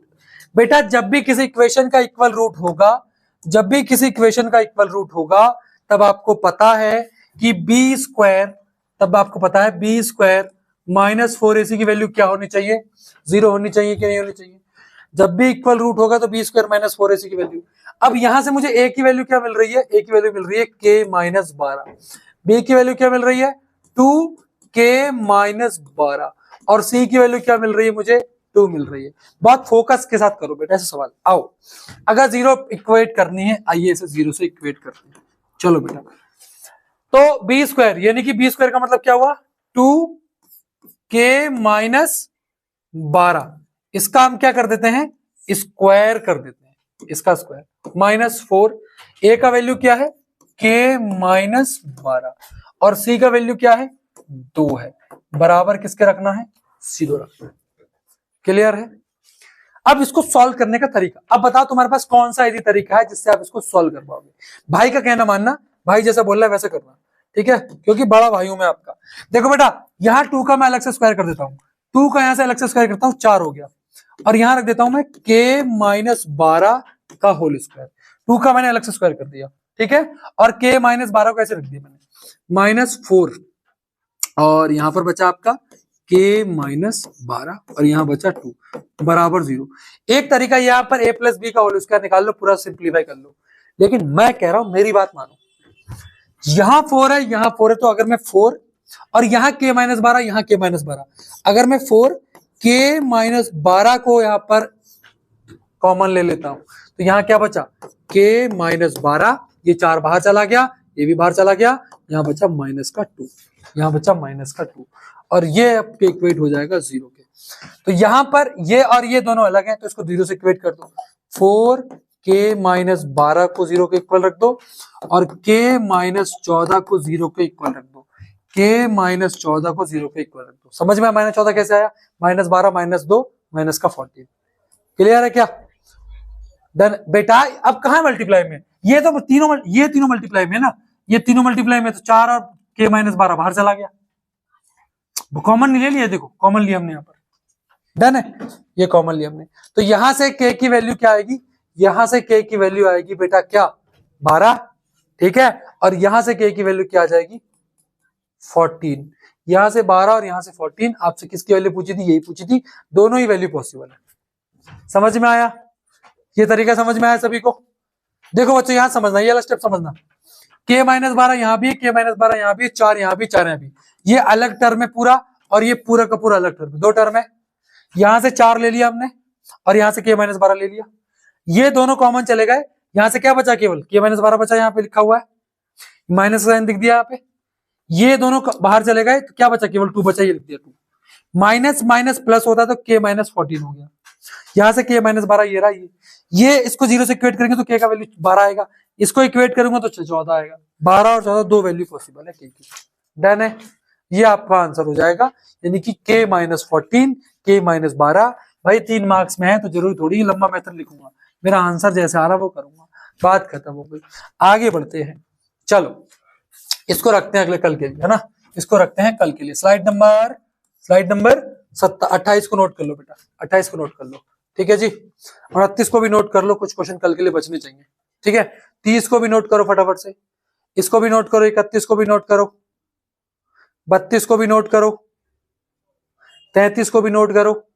चलो ये होमवर्क में देता हूं, 33 को भी नोट करो, ये होमवर्क है, ठीक है। ये 3 मार्क्स में 1.5 नंबर के 2 सवाल है, प्रैक्टिस करेगा इसकी, ठीक है। पहले चेक करना b स्क्वायर माइनस 4ac से, ये होमवर्क में बेटा, ये होमवर्क में, ये कल कराऊंगा नहीं, होमवर्क में, ठीक है। चलो 35 को भी बेटा नोट कर लो जरा, 35, 36, 37, 38, 39, 40, 41 तक नोट कर लो कल के लिए, 41 तक कल वाली क्लास के लिए नोट कर लो, ठीक है जी। चलो वो ठीक है, चलो आइए अगला टॉपिक स्टार्ट करते हैं। आइए बच्चों अगला टॉपिक, 2 चैप्टर यहाँ पर आपको, अगर कल आप मेरी क्लास नहीं भी लेने आओगे तब भी आपका पॉलिनोमियल और क्वाड्रेटिक, पॉलिनोमियल और क्वाड्रेटिक बहुत अच्छे से प्रिपेयर हो चुका है। जिनकी स्टैंडर्ड है वो जरूर आना कल की क्लास लेने, ठीक है। बेसिक वाले मत लेना कल वाली क्लास, डन है। चलिए प्रोबेबिलिटी स्टार्ट करते हैं, प्रोबेबिलिटी स्टार्ट करते हैं बेटा। प्रोबेबिलिटी देखो, प्रोबेबिलिटी का सीधा सीधा फंडा है कि प्रोबेबिलिटी ऑफ एन इवेंट अगर आपको निकालना है तो फॉर्मूला होता है फेवरेबल आउटकम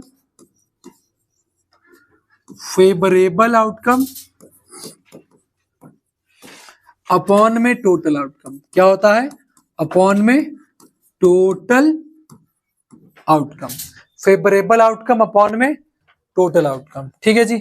ये आपका एक फॉर्मूला होता है, ये आपको याद करना पड़ेगा, ये तो याद करना पड़ेगा। दूसरा फॉर्मूला होता है मेरे बच्चों कि प्रोबेबिलिटी ऑफ इवेंट निकालनी। मान लो प्रोबेबिलिटी ऑफ रेड रोज दिया है और probability of not red rose दिया है, दो, ये बार का मतलब नॉट हो गया, इसका मतलब नॉट होता है। दोनों को जोड़ के कितना आना चाहिए, हमेशा 1 आना चाहिए। दोनों को जोड़ के क्या आना चाहिए, 1 आना चाहिए, ठीक है जी। Probability of event plus not event equals to 1, इसमें सवाल बनते हैं, मैं बता रहा हूं, ठीक है जी। चलो उसके बाद क्या क्या बन सकता है, ये रहा, ये डाइस है आपके, 2 डाइस, मैक्सिमम 2 डाइस के उठाने के क्वेश्चन आ सकते हैं। अगर किसी भी डाइस को एक बार उछाला जाएगा तो आउटकम होगा 1, 2, 3, 4, 5, 6, ठीक है जी। ये टोटल आउटकम होंगे, ये टोटल आउटकम होंगे, जिसमें ये और ये ऑड नंबर है। ये कैसे नंबर है, ऑड नंबर है। कैसे नंबर है बेटा, ऑड नंबर है।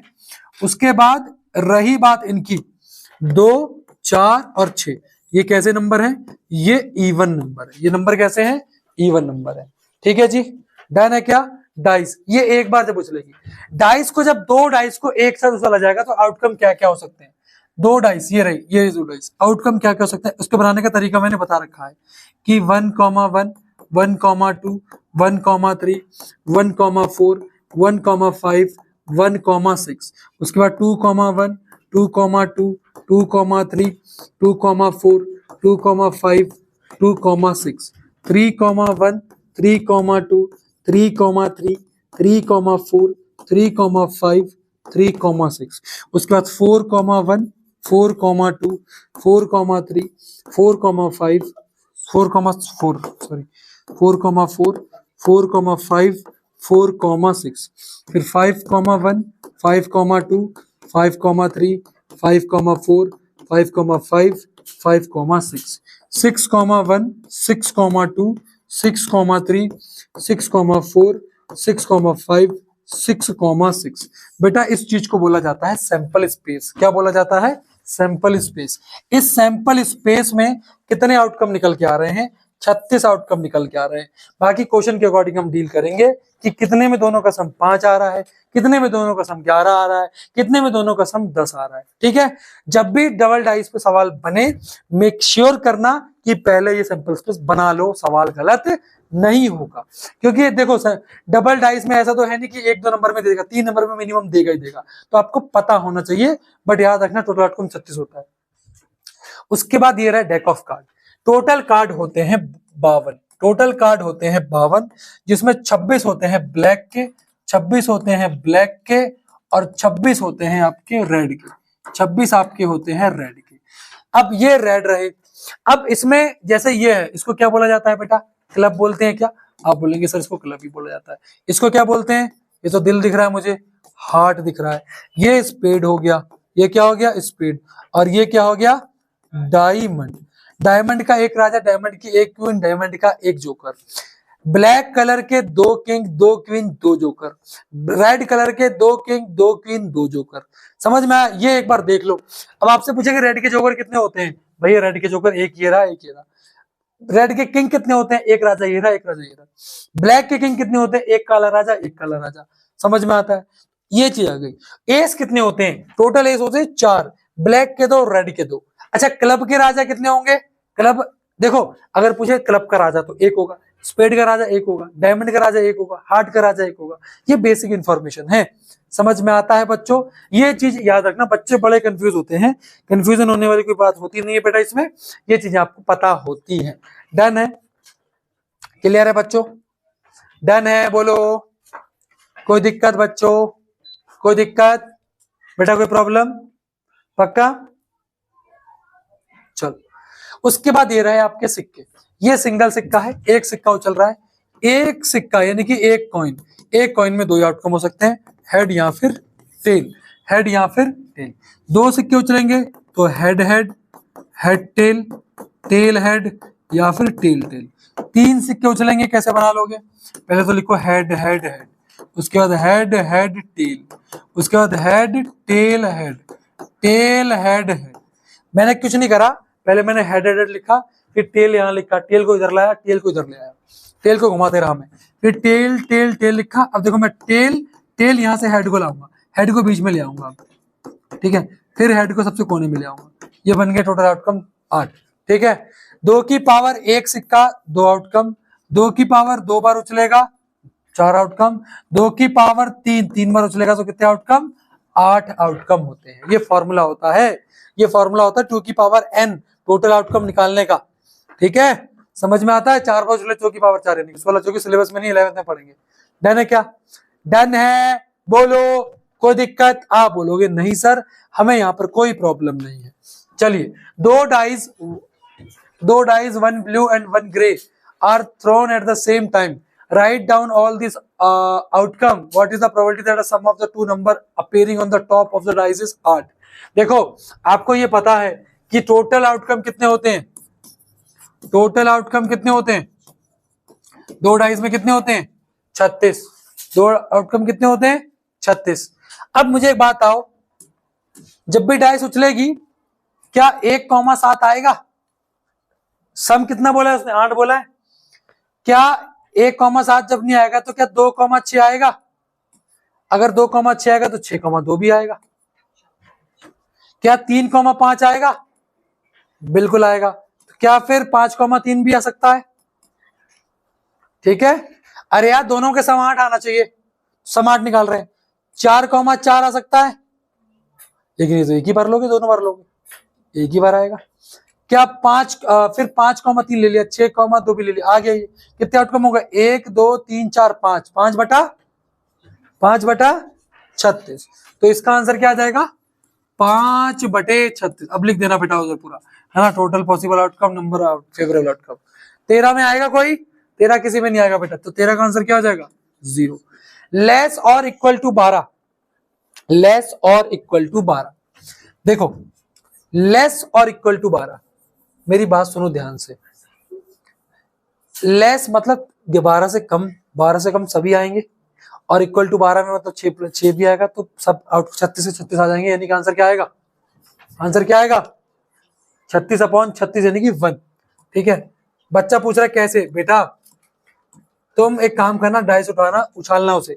1,3 क्या 12 से कम आ रहा है? 1,4 क्या 12 से कम आ रहा है? 6,6 क्या 12 आ रहा है? हाँ, तो सम बोला है इक्वल और लेस देन 12, सबके सब आ जाएंगे इसमें। समझ में आया? पक्की बात है सभी को? पक्का? ये चैप्टर बहुत ज्यादा इजी है, बहुत ज्यादा। चलो, a die is thrown, find the probability of getting prime number. Prime कौन कौन से होते हैं? 2 3 5। तो आंसर क्या आ जाएगा? 3/6 यानी कि 1/2। नंबर लाइंग बिटवीन, बिटवीन बोला, देखो बिटवीन, यहां पर फ्रॉम नहीं बोला, बिटवीन बोला, तो 2 और 6 के बिटवीन क्या आएगा? 3,4,5, यानी कि फिर से 3/6 यानी कि 1/2। समझ में आता है कि नहीं? यानी कि 3/6 आंसर क्या आ जाएगा? 1/2। बेटा बिटवीन बोला है, बिटवीन में हम ये दोनों नंबर नहीं लेंगे। फ्रॉम बोला तो लेते। एन ऑड नंबर, ऑड 3 होते हैं, 3/6 यानी कि 2 आंसर आ जाएगा। डन है, सिंपल। अरे समझ में आता है? चलो आगे बढ़ते हैं। चलो, 1 card is drawn of well shuffle deck of 52 card, king of red colour. Lal colour के राजा कितने? King of red colour 2/52। Simplify कर दो, 1/26। फेस कार्ड होते हैं 12, 12/52, यानी कि 4 से काटो 3 बार, 4 से काटो 13 बार, 3/30। रेड फेस कार्ड, रेड देखो हर ग्रुप का 3 फेस कार्ड होता है। रेड यानी कि 3 × 2 यानी कि 6, तो 6/52 यानी कि 3/26। बेटा जो फेस कार्ड होते हैं ना हर ग्रुप का, जो फेस कार्ड किसे कहते हैं? फेस कार्ड कहते हैं किंग, क्वीन और जोकर को। किंग, क्वीन और जोकर को फेस कार्ड कहते हैं। तो हर ग्रुप के 3 फेस कार्ड होते हैं। रेड के कितने हो जाएंगे? 6 हो जाएंगे, 6/26। जैक ऑफ हार्ट, जैक मतलब जोकर, हार्ट के कितने जोकर? एक ही जोकर, 1/52। स्पेड कितने होते हैं टोटल? 13/52 यानी कि 1/4। क्वीन ऑफ डायमंड, डायमंड की क्वीन कितनी होगी? 1/52। सिंपल सा क्वेश्चन था, कर लिया बेटा। ये मैंने सवाल इसलिए दिया ताकि आप दिमाग चलाओ इस चीजों में, ताकि आप गलती ना करो। ठीक है, डन है बेटा? डन है। चलो एमसीक्यू करते हैं। समझ में आया वाला सवाल? A probability of a player winning a game is 0.79, then losing a game is, भैया कुछ नहीं होता। अगर जीतने की दे रखी है 0.79 और नहीं जीतने की पूछी है तो 1 से माइनस कर दो केवल, यानी कि 1 - 0.79 क्या हो जाना चाहिए आंसर? 0.21%, नहीं 0.21। ठीक है, समझ में आया? परसेंट नहीं, समझ में आई बात? ये पक्की बात है। आगे बढ़ते हैं। From the data 1 4 7 9 16 21 25, if all the even number are removed, इसमें से इवन को रिमूव कर दें। इवन मतलब इसे रिमूव कर दें, इसे रिमूव कर दें, इसे रिमूव कर दें। अच्छा ये भी तो इवन है, अरे यार इवन, सॉरी, हाँ वही मैं सोचूं। इवन तो ये है, इवन ये है बस। Then the probability of getting a random of prime number is, ठीक है। बचे कितने? 1 2 3 4 5, 5 बच रहे हैं, सबके नीचे 5 होना चाहिए। अब क्या है? प्राइम नंबर पूछा है, तो 7 प्राइम है और कोई प्राइम नहीं है। ठीक है, तो 1/5। ठीक है जी, 7 ही केवल प्राइम, ठीक है, 9 प्राइम नहीं होता, 1 प्राइम नहीं होता, 1 प्राइम नहीं होता बेटा, 1 is neither prime nor composite. ठीक है, याद रखिएगा, मैं बता रहा हूं इतना याद रखो बस, 1 कोई प्राइम नंबर नहीं है। ठीक है, मैंने आगे बढ़े, 1/5 आंसर हो जाएगा, जो बच्चे 2/5 कह रहे हैं गलत है। ठीक, आगे बढ़ जाऊं, चलो। A box contain card numbered from 6 to 55. A card is drawn at random from the box. The probability that the drawn card has number which is a perfect square. पहली चीज 6 से लेके 55 तक कितने कार्ड है? देखो 6 से लेके 55 तक कैसे अपन निकाल पाओगे? 55 माइनस 5 कितने कार्ड है? 50। 55 माइनस 5 50 कार्ड है। कैसे पता लगाया मैंने, बताऊं? 1 से लेके 55 तक कितने कार्ड होते हैं? 55 कार्ड होंगे। 1 से लेकर के 55 तक 55 कार्ड होंगे, लेकिन 1 से लेकर के 5 तक के नंबर गायब है उसमें। 1 से लेके 5 तक के नंबर गायब है। 1 से लेके 5 तक यानी कि 5 कार्ड गायब है। तो 55 में से 5 माइनस कर दिया, टोटल कार्ड कितने? 50। ऑप्शन जो भी होगा नीचे 50 आना चाहिए। ऑप्शन जो भी होगा नीचे 50 आना चाहिए। ये हट सकता है, ये हट सकता है, बात खत्म हो गई। ठीक है बेटा, 1 से लेकर के 55 तक, 1 से लेकर के 55 तक 55 नंबर होंगे। उन 55 में 1 से लेके 5 तक नंबर नहीं है, 6 से नंबर स्टार्ट हो रहे हैं। तो कितने कार्ड नहीं है? 5 नंबर नहीं है। तो 55 में से 5 माइनस कर दिया, 50 होगा। ये दो ऑप्शन तो हट गए, क्योंकि टोटल आउटकम आने वाला है 50। परफेक्ट स्क्वायर नंबर कौन कौन से होंगे भाई? 1 का स्क्वायर 1, 2 का स्क्वायर 4 नहीं होगा, 3 का स्क्वायर 9 होगा, 3 के बाद 4 का स्क्वायर भी होगा, 5 का स्क्वायर भी होगा, 6 का स्क्वायर भी होगा, 7 का स्क्वायर भी होगा। अरे 7 का भी होगा, क्योंकि 7 का स्क्वायर होता है 49। 8 का नहीं होगा, 8 का होता है 64, जो कि इसमें नहीं होगा। कितने नंबर का स्क्वायर होगा? 1 2 3 4 5, 5/50 यानी कि ऑप्शन नंबर सी आंसर। 5/50 यानी कि 1/10। बात समझ में आती है कि नहीं? अरे कचड़ा हो क्या बुद्धि? क्या तुम्हारी बुद्धि भैंस चरने गई है? मतलब बुद्धि के घास चरने गई है? अबे 1 से लेके 55 तक कितने परफेक्ट स्क्वायर नंबर होंगे? मुझे नहीं पता, लेकिन क्वेश्चन ने बोला 6 से। क्या 1 का स्क्वायर इसमें आएगा? नहीं आएगा। क्या 2 का स्क्वायर इसमें आएगा? नहीं आएगा। क्या 3 का स्क्वायर आएगा? 3 का स्क्वायर 9 इसमें आएगा कि नहीं आएगा? आएगा। क्या 4 का स्क्वायर आएगा? आएगा। 5 का स्क्वायर 25 भी इसके अंदर आएगा कि नहीं आएगा? 6 का स्क्वायर 36 वो भी आएगा। 7 का स्क्वायर 49 वो भी आएगा। 8 का स्क्वायर 64। अबे 8 का स्क्वायर 64, 64 55 से बड़ा नहीं हो गया? 64 इसमें नहीं आएगा। बात समझ में आई? अरे बात समझ में आई। कितने नंबर आएंगे? 1 2 3 4 5। Favourable outcome 5, total outcome 50। Answer क्या आ गया? 1/10। ये बात क्लियर है? वो तुम्हारी बुद्धि चेक करना चाह रहा था, तभी उसने 6 से दिया है। बात समझ में आई? अरे आई कि नहीं आई? इससे ज्यादा कुछ नहीं हो सकता। बात खत्म, आगे बढ़ते हैं। The probability that random selected person used aeroplane is 7/7। ठीक है, find the revenue collected by air company at the rate of 5000। सुनो, 60 में से 7 लोगों ने क्या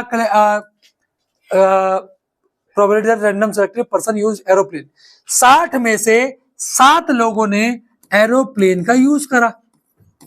एरोप्लेन का यूज करा, तो इसका मतलब टोटल एरोप्लेन यूजर कितने हो गए?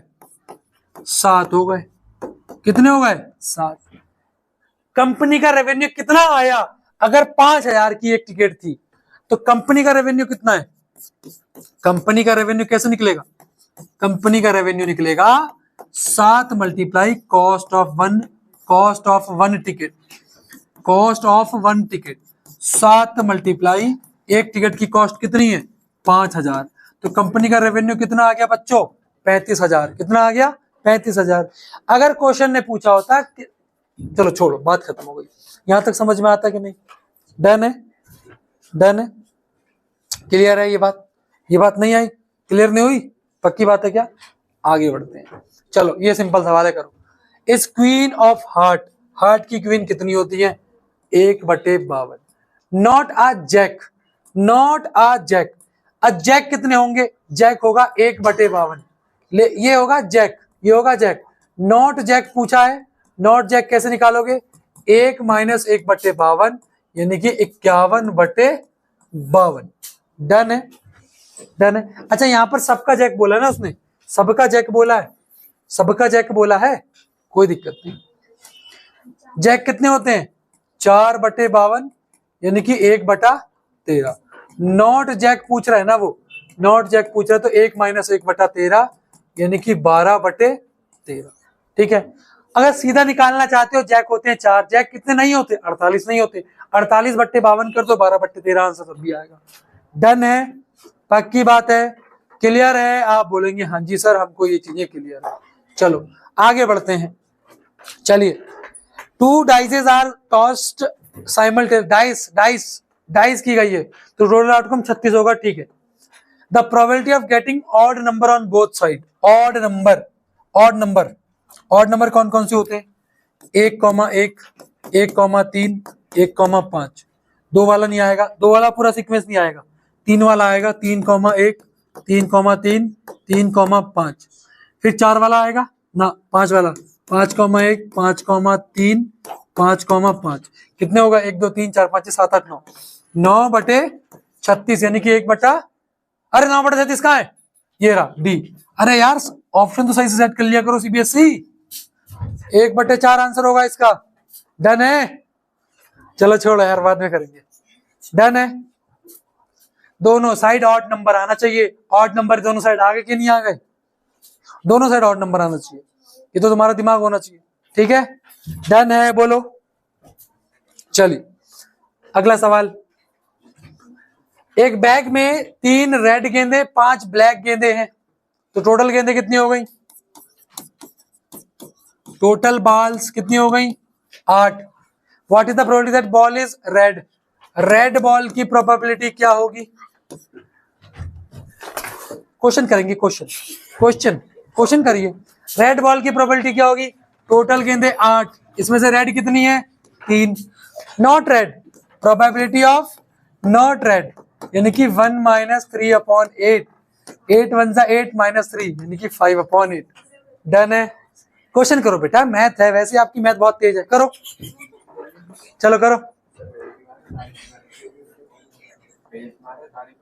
तारीफ कर रहा हूँ बेटा, क्वेश्चन करो बेटा, फोकस करो, कम से कम ये वो चैप्टर यहाँ से पूरे मार्क्स आ जाएंगे।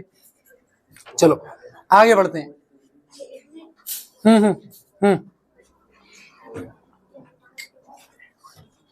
डन है? चलो आगे बढ़ते हैं बेटा। मार लो मार लो, मार खेल लोगे। चलो आगे करते हैं। A box contain 90 disc which are numbered from 1 से 90। ये डिस्क में 1 से लेकर 90 तक नंबर लिखे हैं। क्वेश्चन कर लो। One disk is drawn at random from the box. Find the probability that it bears 2 digit number. सुनो, मुझे बताओ 1 से लेकर 90 तक, 1 से लेकर 90 तक कितने 1 डिजिट नंबर होंगे? 1, 2, 3, 4, 5, 6, 7, 8, 9। यही तो 1 डिजिट होंगे। कितने हैं? 1, 2, 3, 4, 5, 6, 7, 8, 9। यानी कि अगर मैं बोलूं कि total number of 2 digit, total number of 2 digit on disc कितने होंगे? 90 में से 9 माइनस कर दो, कितने हो गए? 81। तो 2 डिजिट नंबर का आंसर क्या हो जाएगा? 81। फेवरेबल आउटकम, टोटल कितने? 90, तो आंसर आएगा 9/10। क्लियर है? 2 डिजिट नंबर इतने तो होंगे, क्या सी मैंने कर दिए। परफेक्ट स्क्वायर नंबर, आओ दूसरे वाले का चेक करते हैं। Perfect square number, perfect square 1 का भी होगा, 2 का भी होगा, 3 का भी होगा, 4 का भी होगा, 5 का भी होगा, 6 का भी होगा, 7 का भी, 8 का भी होगा, 9 का भी होगा। 9 का स्क्वायर 81 होता है, 90 के बीच में आ रहा है, लेकिन 10 का नहीं होगा। तो यहाँ कितने आउटकम हो गए? टोटल 9, और टोटल कितने हैं? 90। तो आंसर क्या आ रहा है? 1/10। परफेक्ट डिविजिबल बाय 5 कौन कौन से होंगे बताओ भैया? 5 से डिवाइड कौन कौन से होगा? 5 होगा, 5 का 10 भी होगा, 15 भी होगा, 20 भी होगा, 25 भी होगा, 90 तक होंगे। कितने होंगे? 18। कितने होंगे? 18, क्योंकि 18 × 5 = 90 होता है। तो टोटल कितने हो गए 18 फेवरेबल और टोटल कितने 90। तो आंसर क्या आ गया 1/5। ये चीज समझ में आई? पक्की बात है? डन है? 18 पंजे 90, 90 18 नंबर ऐसे होंगे जो 5 से डिवाइड होंगे। ठीक, चलो आगे बढ़ते हैं। बहुत प्यारा सवाल है, करेंगे। The probability of passing a certain test is x/24।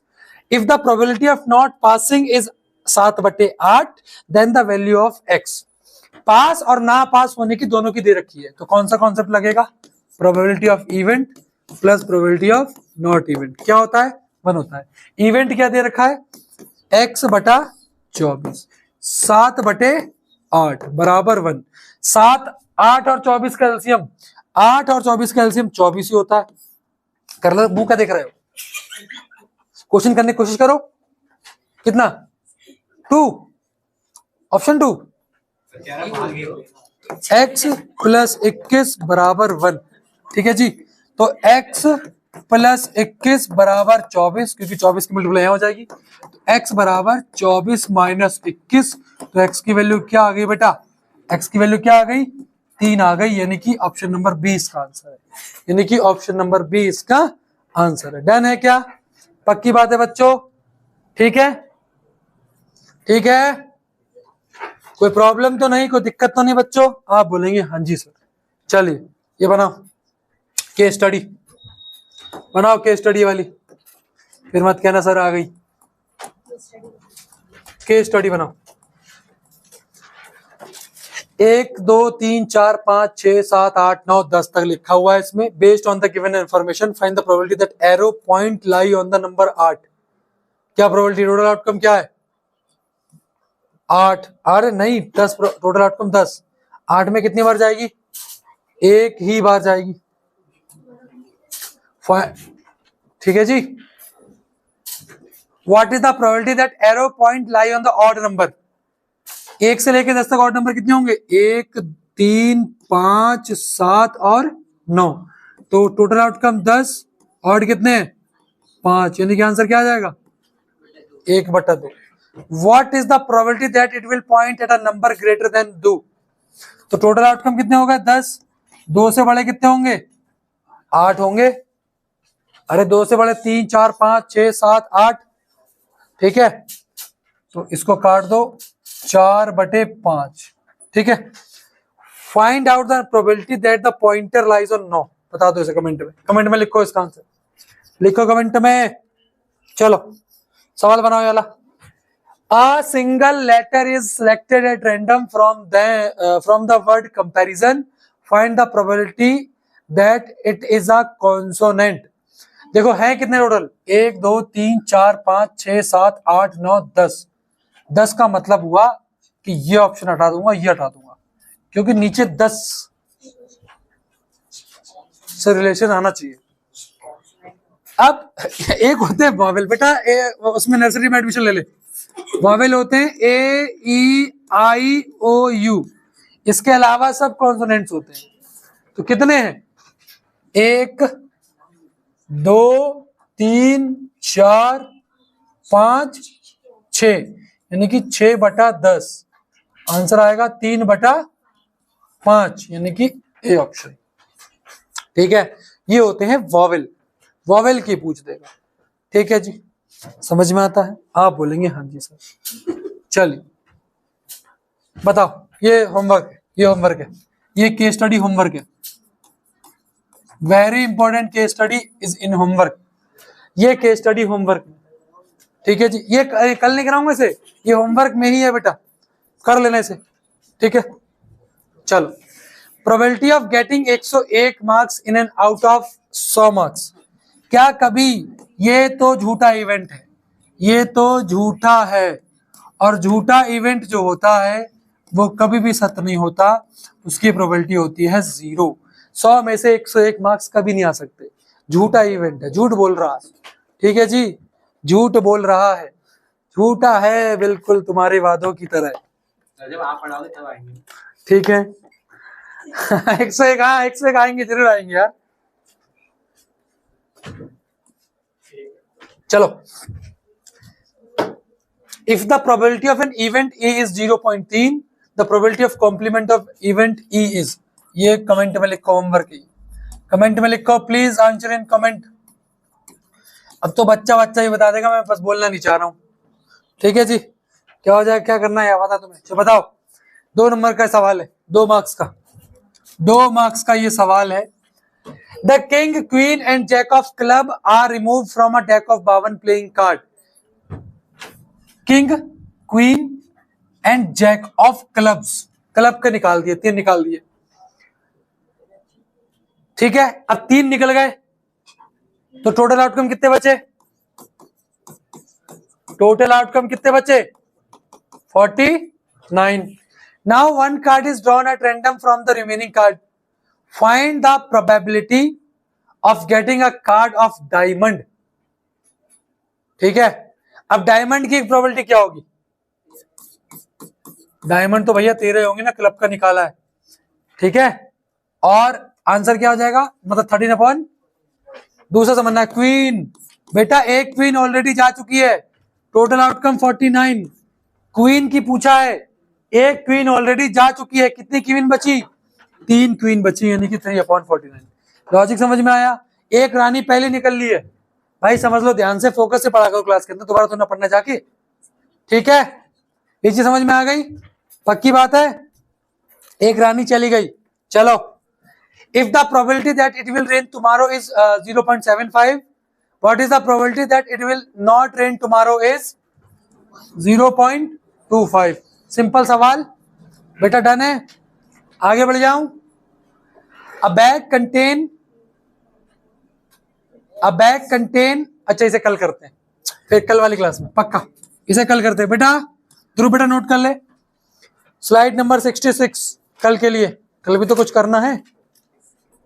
ठीक है, डन है। चलो हाँ बेटा, वो भी कराऊंगा आपको कल। चलो, अ bag contain 6 pink, 8 blue, 6 yellow, total गेंदें कितनी हो गई? 6 + 8 + 6 कितनी हो गई? 20। 1 ball is drawn at random from the bag, what is the probability of getting a yellow ball. Yellow ball की प्रोबेबिलिटी पूछी, येलो कितनी है? 6/20। अब हाँ, आंसर किस में दिया है? पॉइंटों में दिया है, कोई दिक्कत नहीं है। 5 से ऊपर, 5 से नीचे, ऊपर 30, नीचे कितना आ गया? 100 आ गया। इससे इसे काट दो, 0.3, 0.3। ठीक है, 0.3। जिन बच्चों को ना दिक्कत होती है वो इसमें निकालो, तभी मैंने बोला नीचे 100 बना लो इजिली। 100 बनाने के लिए मैंने 5 से मल्टीप्लाई कर दी, ऊपर भी करो नीचे भी करो। ठीक है, बिना उसके कुछ नहीं, आराम से कर लो यार, 6/20 है, वैसे भी कर लो। ठीक है जी, 3/10 हो रहा था। डन है क्या? डन है, 3/10 यानी कि 0.3। डन है बेटा, डन है। आप बोलेंगे हाँ जी सर। चलो बनाओ इस क्वेश्चन को, बनाओ बेटा फटाफट से बनाओ इस क्वेश्चन को। क्वेश्चन बना ले बेटा।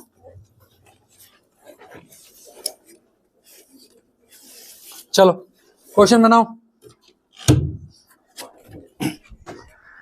A bag contain 18 ball out of which X ball are red। चलो यार इसको भी कल ही करते हैं, कल करते हैं यार, कल के लिए ना थोड़ा सा ऊपर कल लेके जाऊंगा आपको। बेटा स्लाइड नंबर नोट कर लो, 68। चलो अगला चैप्टर स्टार्ट करते हैं। अगले चैप्टर का नाम क्या है बच्चों? अगले चैप्टर का नाम है एरिया रिलेटेड टू सर्कल्स। क्या है इस चैप्टर का नाम? Area related to circles. Done है। चलो, अब ये बहुत इजी चैप्टर है, बहुत ज्यादा। चलो बहुत ध्यान समझना, अगर कंसेप्ट समझ गए, सब कुछ समझ लिया। देखो ध्यान से, ये होता है सेंटर, और अगर ये आर्क है, ये आर्क, ये वाला हिस्सा आर्क, ये आर्क है, अगर आर्क सेंटर पे एंगल सबटेंड करती है तो ये जो हिस्सा बनता है ये वाला, इसको बोला जाएगा सेक्टर। क्या बोला जाएगा? सेक्टर। और ये छोटा सेक्टर है तो क्या बोल दूंगा? Minor sector. और ये वाला जो सेक्टर होगा क्या बोलेंगे इसे? Major sector. आपको हमेशा ये वाला एंगल गिवन रहेगा, ये वाला, इसको मैं बोल देता हूं थीटा। थीटा मतलब कोई भी angle, 1 degree, 2 degree, 30 degree, 40 degree, ठीक है।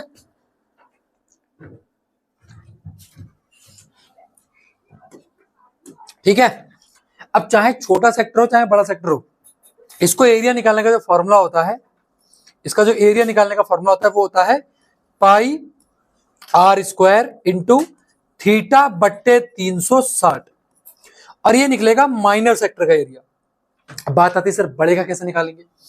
जो एंगल यहां दिया होगा ना उसको 360 से माइनस कर देना, ठीक है।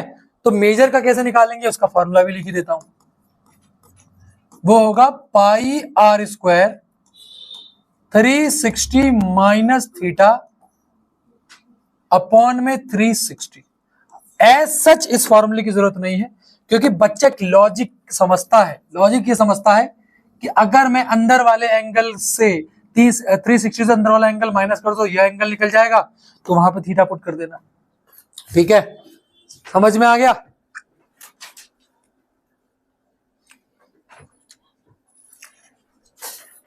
डन है, चलो डन है बच्चों।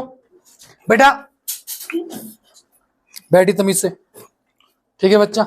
चलो अब ध्यान से फोकस करना, फोकस। अगर आपसे इस वाली आर्क की लेंथ पूछ ले, ये क्योंकि माइनर आर्क है, ये माइनर आर्क है, तो लेंथ ऑफ माइनर आर्क, जो बोलना समझते चलना, लेंथ ऑफ माइनर आर्क की होगी, लेंथ हो जाएगी 2 पाई आर इंटू थीटा बट्टे 360, ये हो जाएगी लेंथ ऑफ माइनर आर्क, ठीक है। लेंथ ऑफ माइनर आर्क समझ में आता है, 2 पाई आर मल्टीप्लाई थीटा बट्टे 360 लिखते चलिए साथ साथ में, ठीक है। उसके बाद अगर वो पूछता है कि perimeter, perimeter of minor sector, वो अगर पूछता है perimeter of minor sector, perimeter का मतलब क्या होता है? ये दोनों रेडियस, ये दोनों रेडियस, ये दोनों रेडियस प्लस ये दोनों रेडियस प्लस ये, तो इसका निकालने का फॉर्मूला हो जाएगा 2 पाई आर, है ना, 2 पाई आर इंटू थीटा बट्टे 360 प्लस 2 रेडियस जोड़नी है, आप प्लस 2 रेडियस जोड़नी है, प्लस 2 रेडियस जोड़नी है। अगर मैं यहां से 2r कॉमन ले लेता हूं तो यहां से आ जाएगा आपका पाई थीटा बट्टे 360 प्लस में 1, ये फॉर्मूला यूज करेगा आप सीधे सीधे, ठीक है। वरना लॉजिक याद रखिए, ठीक है जी। अगर मैं 2r यहां से कॉमन ले लेता हूं तो पाई थीटा बट्टे 360 प्लस 1, ये फॉर्मूला हो जाएगा पेरीमीटर ऑफ माइनर सेक्टर का। अरे यार लॉजिक याद रख यार, 2 पाई आर थीटा बट्टे 360 प्लस में 2r कर दो, बात खत्म हो गई। डन है ये चीज सभी को डन हुई, क्लियर है? क्या हमारे सारे सवाल इससे हो जाएंगे? हाँ हो जाएंगे। बट अब है अंदर, इसके अंदर बनते हैं ट्राइंगल, उन ट्राइंगल का एरिया कैसे निकलेगा, बहुत ध्यान समझना। आगे बढ़ा रहा हूं इस स्लाइड से, आगे बढ़ रहा हूं बेटा, इस स्लाइड पे और थोड़ा समझाता हूं, ठीक है। अब ध्यान समझना, अब हम इसके अंदर बना देते हैं ये आपका, अब ये हो गई कॉर्ड, ये हो गई कॉर्ड, ये हो गई कॉर्ड।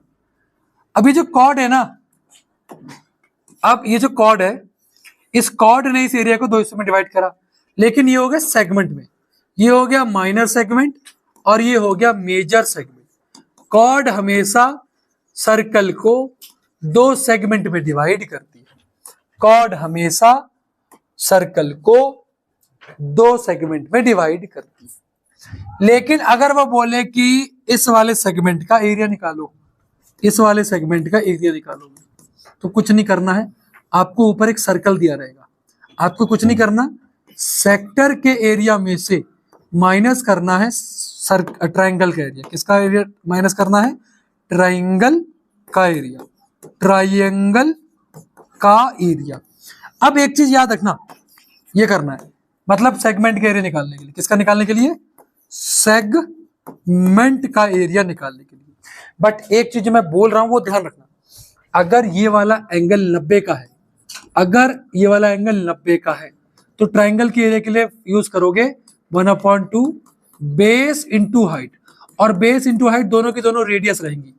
इस केस में जो बोल रहा हूं ध्यान से सुन बेटा, जब भी एंगल 90 का रहेगा, इस केस में बेस और हाइट दोनों की दोनों क्या रहेंगी? रेडियस ही रहेंगी। इस केस में बेस और हाइट जो है वो क्या रहेंगी? रेडियस ही रहेंगी, और उसमें ट्रायंगल का एरिया कौन सा यूज करोगे, 1/2 बेस इंटू हाइट, और बेस और हाइट दोनों रेडियस रहेंगी।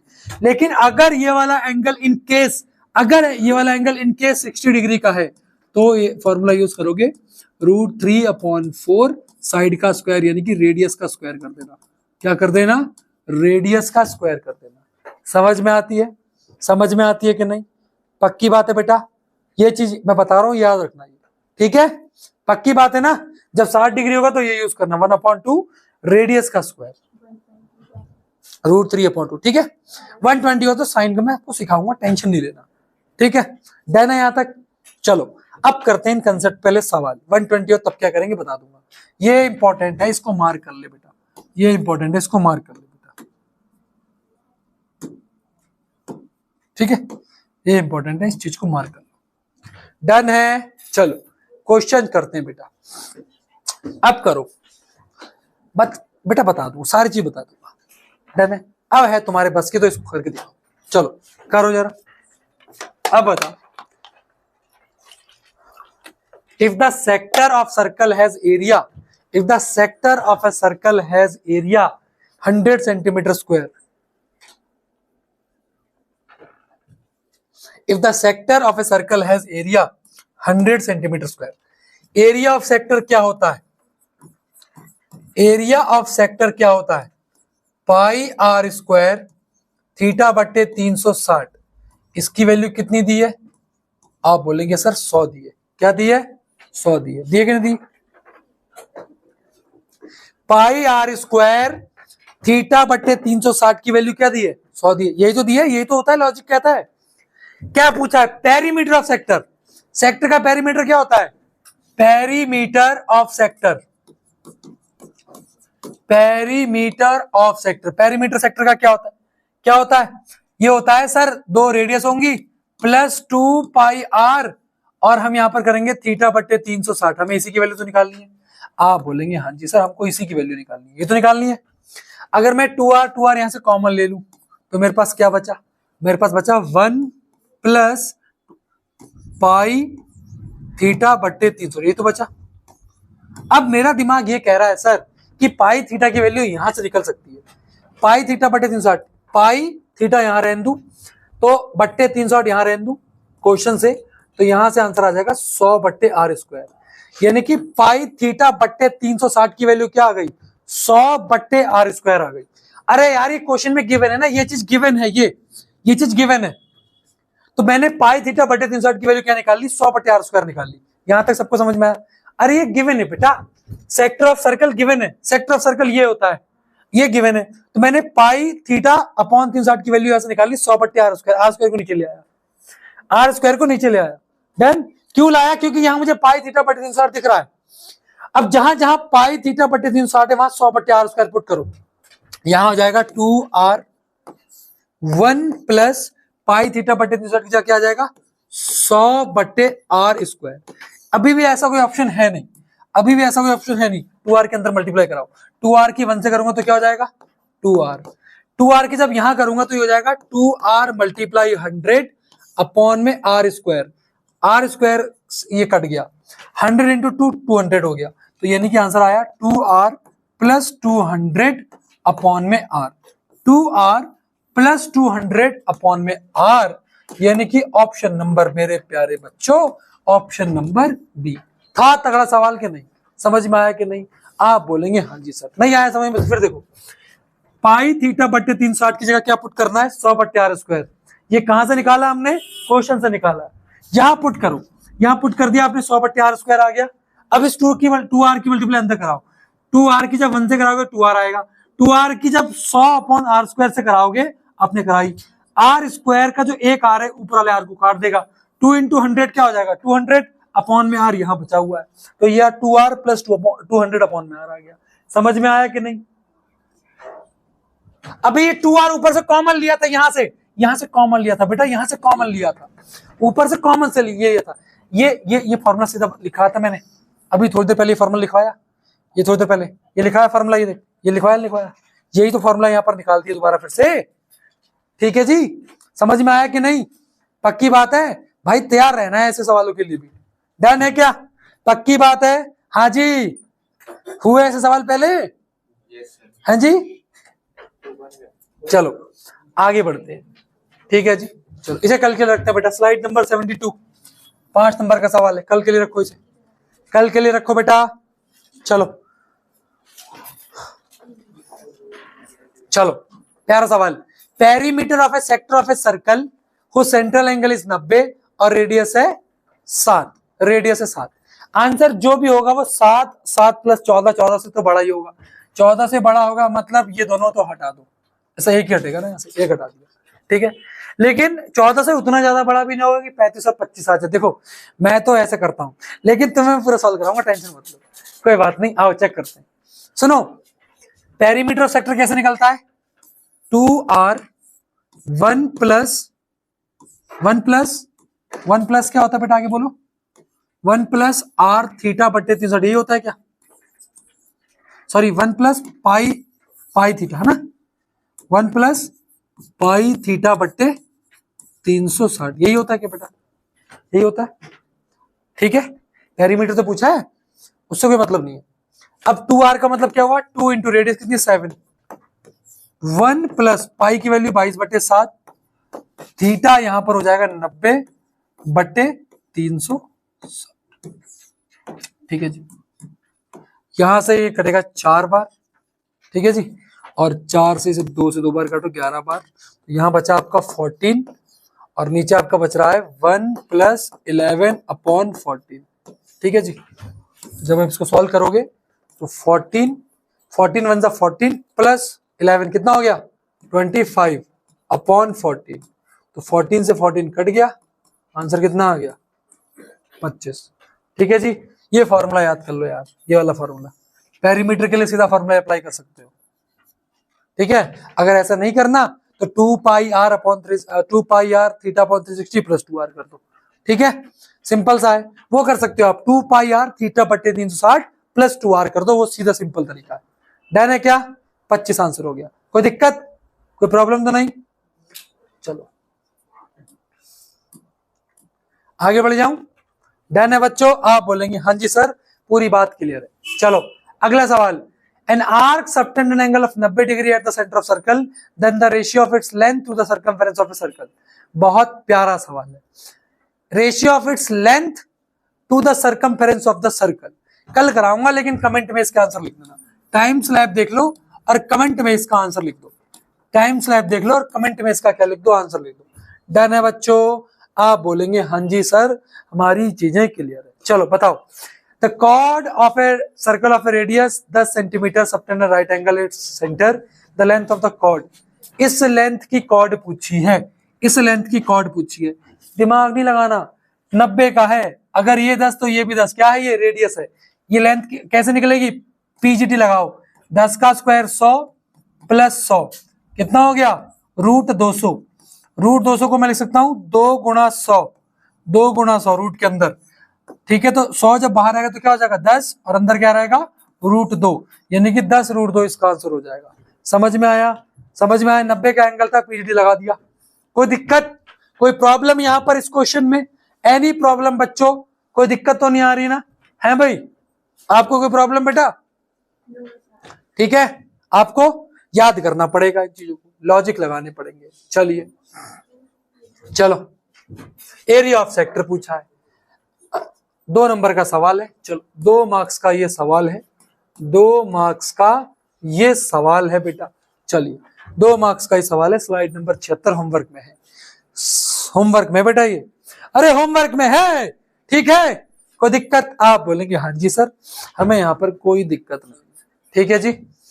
रेडियस दी है 14, रेडियस दी है 14, एंगल दिया है 60 डिग्री का, एंगल दिया है 60 degree. Length of the arc पूछी है, लेंथ ऑफ द आर्क पूछी है। लेंथ ऑफ द आर्क क्या होता है? 2 पाई आर इंटू थीटा बट्टे 360। 2 पाई आर यानी कि 2 पाई की वैल्यू 22 बट्टे 7, आर की वैल्यू 14 है, थीटा की वैल्यू 60 है, अपॉन में 360 है, कट्टम काट कर दो, आंसर ला दो। एरिया निकालना है इसके बाद, सेक्टर का area. Area of sector, area of sector क्या होता है? पाई आर स्क्वायर थीटा बट्टे 360 निकाल दोगे? निकालो बेटा, फटाफट से निकालो, निकालो बेटा, कैलकुलेट करो आप खुद से। ठीक है, ठीक है, कैलकुलेट करो। ठीक है बेटा, डन है क्या? पक्की बात है? हाँ, आंसर पॉइंट में आ सकता है, कोई दिक्कत वाली बात नहीं है। ठीक है ना? ठीक है जी, चलो। अरे यार, ये तो रूट वाले आ गए। चलो एक काम करते हैं, एक काम करते हैं, स्लाइड नंबर 1 पे आते हैं फटाफट से। जितना मैंने होमवर्क दिया है वो होमवर्क मुझे कंप्लीट चाहिए।